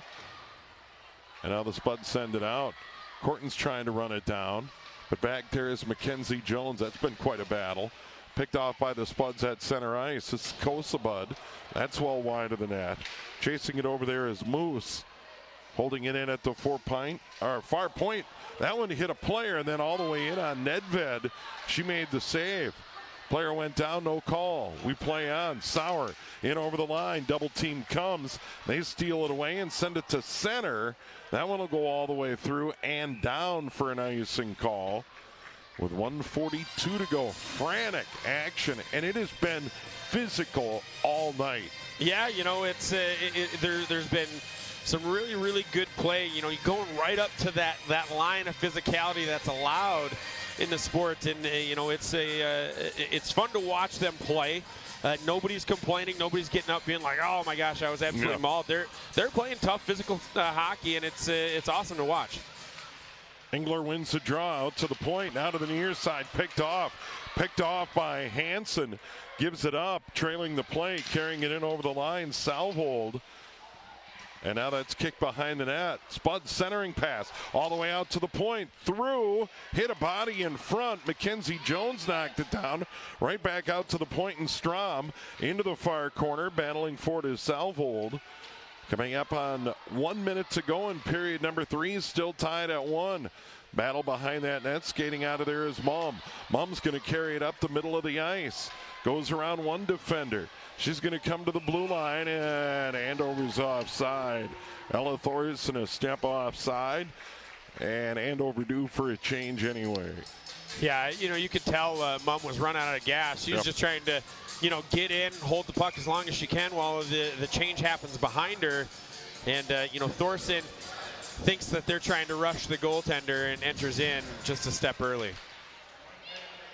Kaz Sickles swing around at the red line, dump it in behind the net, and Andover is going to give chase. Hannah Christensen goes in, but the Spuds are going to sting it out of there. 50 to go in the period. Head of steam up the far boards. Andover sends it right back the other way, and that's going to come in on the goaltender, Taylor Crewson. And Moorhead tries to get it out, and they do. Here's Olivia Courtney at the red line, loses a handle. Got bumped there by Nora Sauer, got bumped again. And Andover's going to pick it up with Courtney Little. Send it across. Trying to gather it in. Piper Andrews can't. Trailing the play. Here's Kazsick. She loses a stick. Fighting in the corner. In the slot. Wrist shot goes just wide off the stick of Piper Andrews. Andover buzzing. 10 to go in front. Player tied up. Andrews couldn't get free in the right circle. 5 seconds to go. Puck along the boards. And now it'll come out to center.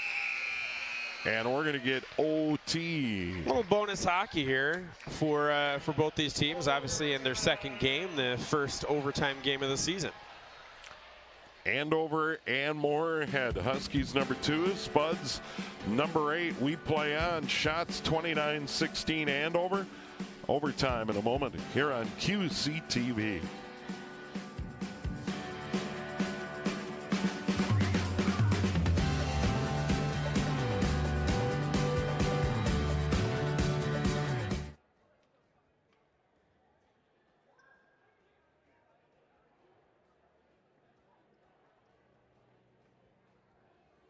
More about the history of Carson Neighbors for our viewers out there. Absolutely.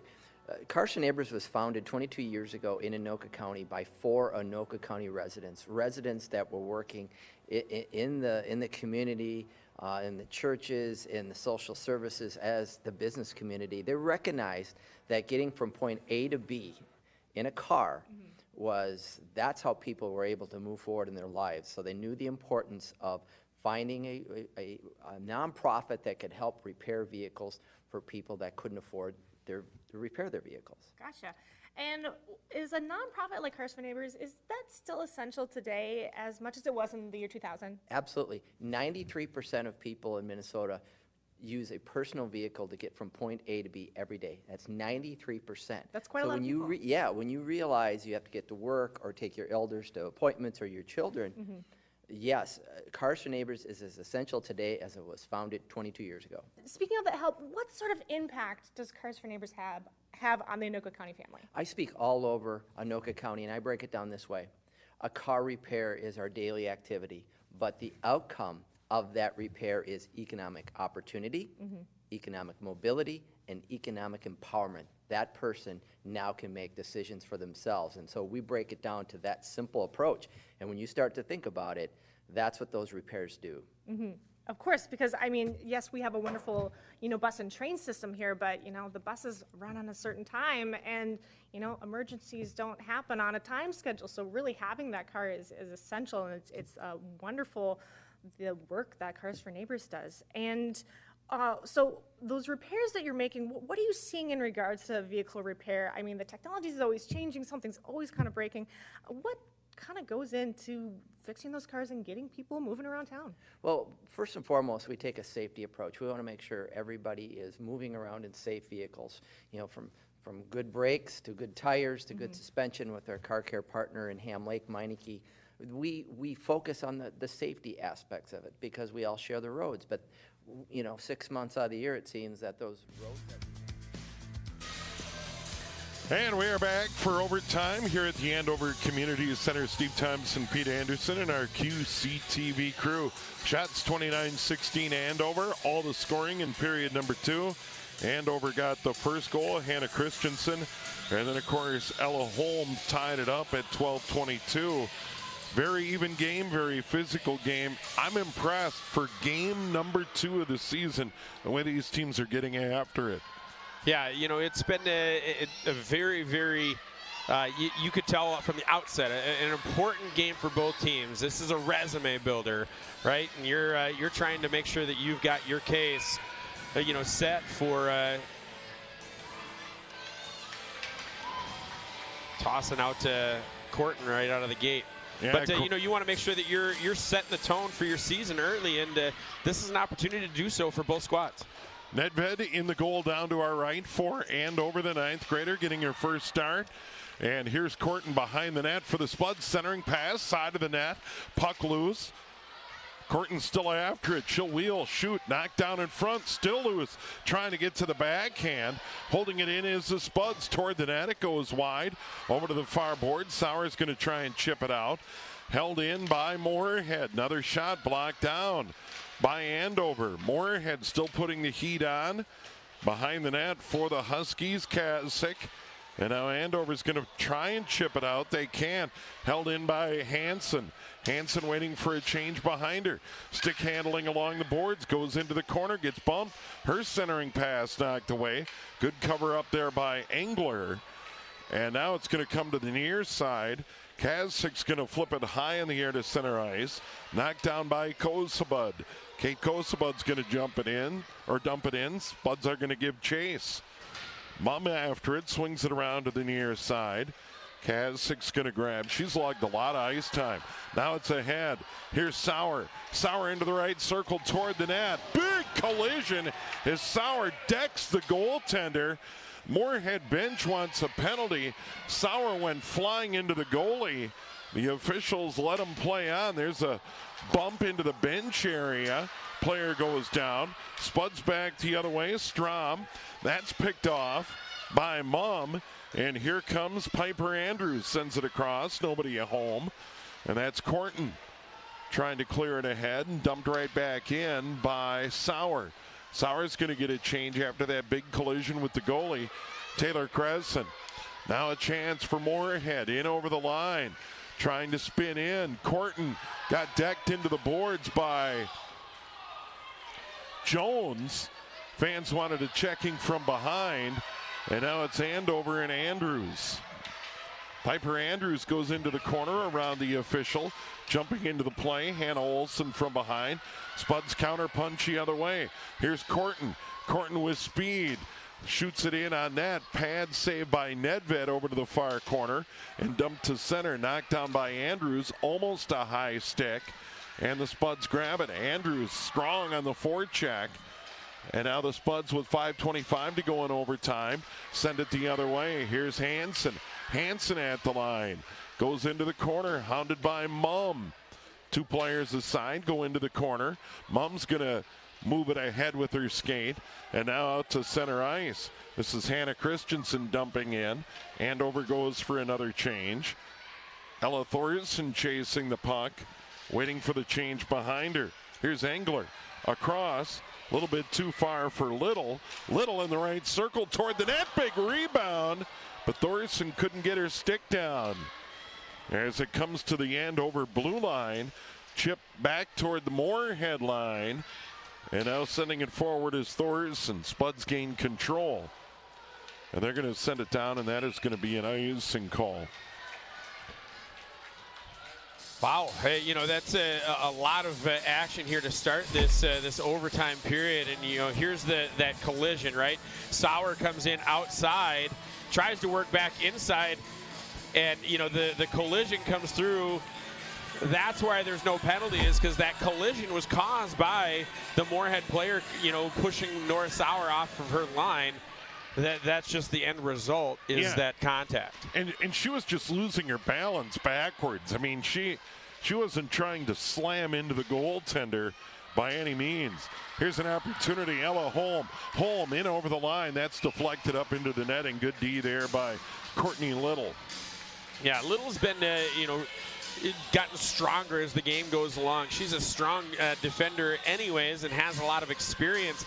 But, you know, she really came on late in that third period. She started jumping up into the play, getting a couple of shots on net. And, you know, she's played really strong here on the back end as well, showing off right there why she's so valuable to this Huskies team.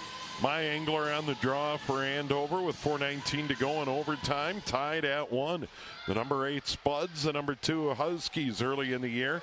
Knocked down at the line. Bernstrom sends it into the circle. And it is Courtney Little trying to gain control. joining the fray is Engler. They'll send it around, and Jones across to Thorson. Thorson to the blue line, left circle, looking to center, swings it around the net, got pinned into the boards by Bernstrom. Andover still after it. Here's Engler, centering pass. Sauer couldn't get free. And it's grabbed by Moorhead, sent to center, gathered in by Jones. McKenzie sends it to the near side, grabbed by Little, and now it's Thorson again. From way outside, Rister goes wide, pinching in Sauer, couldn't get to the puck, and the Spuds clear it to center. Jones with Little, and Jones is going to get over to Thorson again. Thorson just going to dump and go for a change. 3:15 remaining in overtime. Battle along the boards. Spuds try and clear it out. Pinching in over there is Kasick. Kasick into the corner behind the net. She's logged a lot of minutes on the blue line. Tries to step in front. Puck still loose. Whacked at there. Now Mum from the outside all the way through.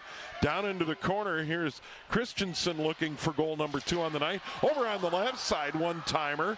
Goes over the net by McQuay. McQuay standing right in front. Andover buzzing. 2:44 to go in overtime. Mum gets it in the center. Sends it off to the right. Here's an opportunity for Kasick. Centering pass. In on the net. And then a defender just taps it toward the goalie. That was Kosabud making sure Taylor Cresson could cover up. You know, I love what that line has brought all night. That line of McQuay, Christensen, and Olsen has been just constant energy when they're out on the ice, and they had it again there. They're creating opportunities. They recognize Cresson's a good goaltender. She's gonna stop something she sees, and so they're trying to get creative there on that entire shift, trying to create some deflections, throw pucks at weird angles, seeing what happens. Engler off the draw, steps through and gets a shot away. Didn't get a lot on it. Saved by Crescent. Player goes down heavily. Spuds cleared out to center. Now they've got a chance counter-punching the other way. Holmes skates in. Rister goes wide. That was a massive miss of a penalty down here. Moorhead player hooks and then draws and drags the Andover skater all the way to the ice. And that skater was not near the puck. That one goes into the scorer's area. Look out. And now we're going to try and figure out where this face-off's going to be. All the officials are gathering. You saw a shot a moment ago of 9th grade goaltender Olivia Nedved, who's done a nice job. 16 shots on goal, 15 saves. Her counterpart, Taylor Cresson, the junior, 31 shots on goal, 30 saves tonight. 2:08 to go in OT, and the draw will come to the left of Nedved. And their top line out there, Holm, Corton, and Moose up front. And we get another puck as it went into the scorer's area. They should have plenty back there. A big face-off here, controlled by Andover. Jones is going to go behind her own net, get hauled down, no call there. She got tripped by Moose all the way. No call, they play on, 2 minutes to go. And now goes over to the far side. Christensen sends it out to center, and spinning right back the other way is Lucy Wilson. But the Spuds are offside with 1:50 to go in OT. Yeah, you have to assume that there was a little bit of a conversation with the officials. I mean, for as much as they've let go here this game, I don't think they're going to get involved here in this last minute 50. Well, yeah, and Jones got hauled down. That's a trip. 9 times out of 10, Pete, and she got hauled down, but we have seen that all night. They have definitely let them play along the boards, for sure. And now we've got some players that came on for Moorhead after the officials said, no, my arm was up. No, they can't come on. So we got a couple of players that said Strom and Wilson have to stay on the ice after that, or for that faceoff. Andover trying to chip it out to get it to Sauer. Sauer with Thorson, 2-on-2. Sauer toward the net, pad saved by Cresson. Follow up behind the net. Sauer back there fighting for it. Now it goes over to the far board. Salvold will send it out. And it's gathered in by Engler at her own blue line. Right back the other way. Sauer can't get to it. And now the Spuds send it back. Now Sauer at the red line. Gives it up. Here's Engler. Engler right circle toward the net. Saved by Kress. And 1:13 to go in OT. Engler again, you know, she wanted to turn that speed on again, but right when she does it, she's you know, a little bit just a little bit loose with that puck. As soon as she's able to work top speed and still maintain control of that puck, she's going to be a really, really dangerous player. Draw to the left to Taylor Cresson with 1:13 remaining in overtime. Quick wrister, and that one deflected off the glass to the right. That quick shot, I believe, from Sauer. Here's Mom at her own blue line, sends it across. And here comes Kasich. Kasich into the middle. That was McQuay, couldn't handle it. And now the Spuds right back to center ice. McQuay gathers it in again. Nice feet ahead. Kasich right circle, back to the forehand. Saved by Crescent. Under a minute to go in OT. Sauer fighting for it behind the net. Can't run it down. Now a collision with the official. Turnover, McQuay. Centering pass blocked down. Still loose. Mum from the slot, or I should say the point, sent it in on net. Bodies flying everywhere. We do know Taylor Crescent has it. Wow. Both teams want it bad, Pete. Yeah, absolutely. You know, that one was a big shot through traffic. Crescent's probably pretty upset because she had that one in the glove and it got slashed out of there. We'll see here on the replay. There's that collision with the official. McQuay scoops up the rebound. She tries to get the feed. And then Mom right here.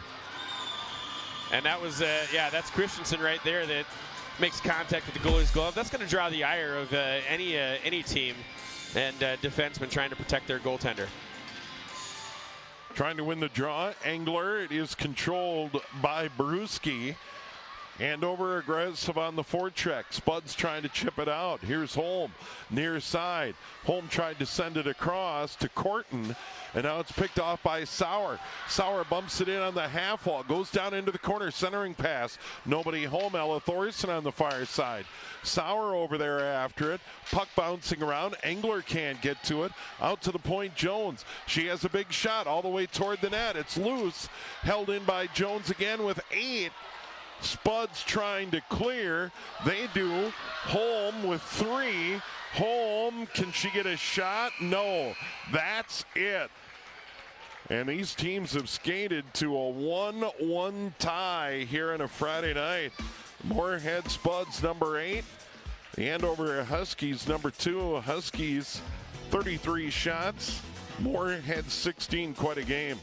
Yeah, you know, you look at what we just saw, 3 periods plus overtime, and you have to imagine both these teams are going to be looking back at the film of this game and say, all right, you know, here's where we did things well, here's what we need to improve upon.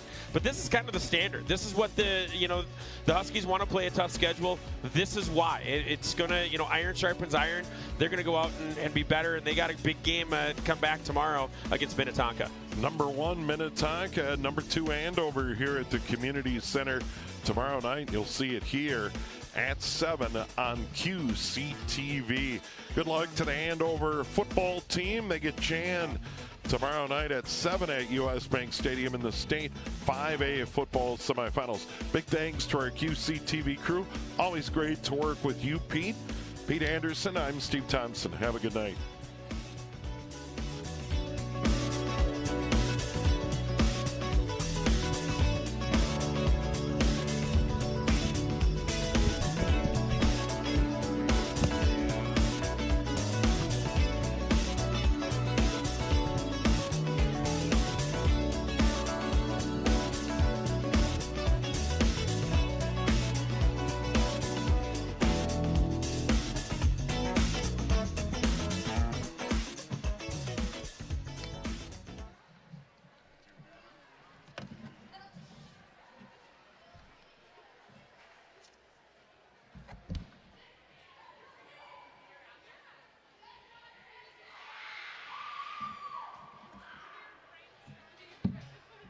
Okay, it'll be me.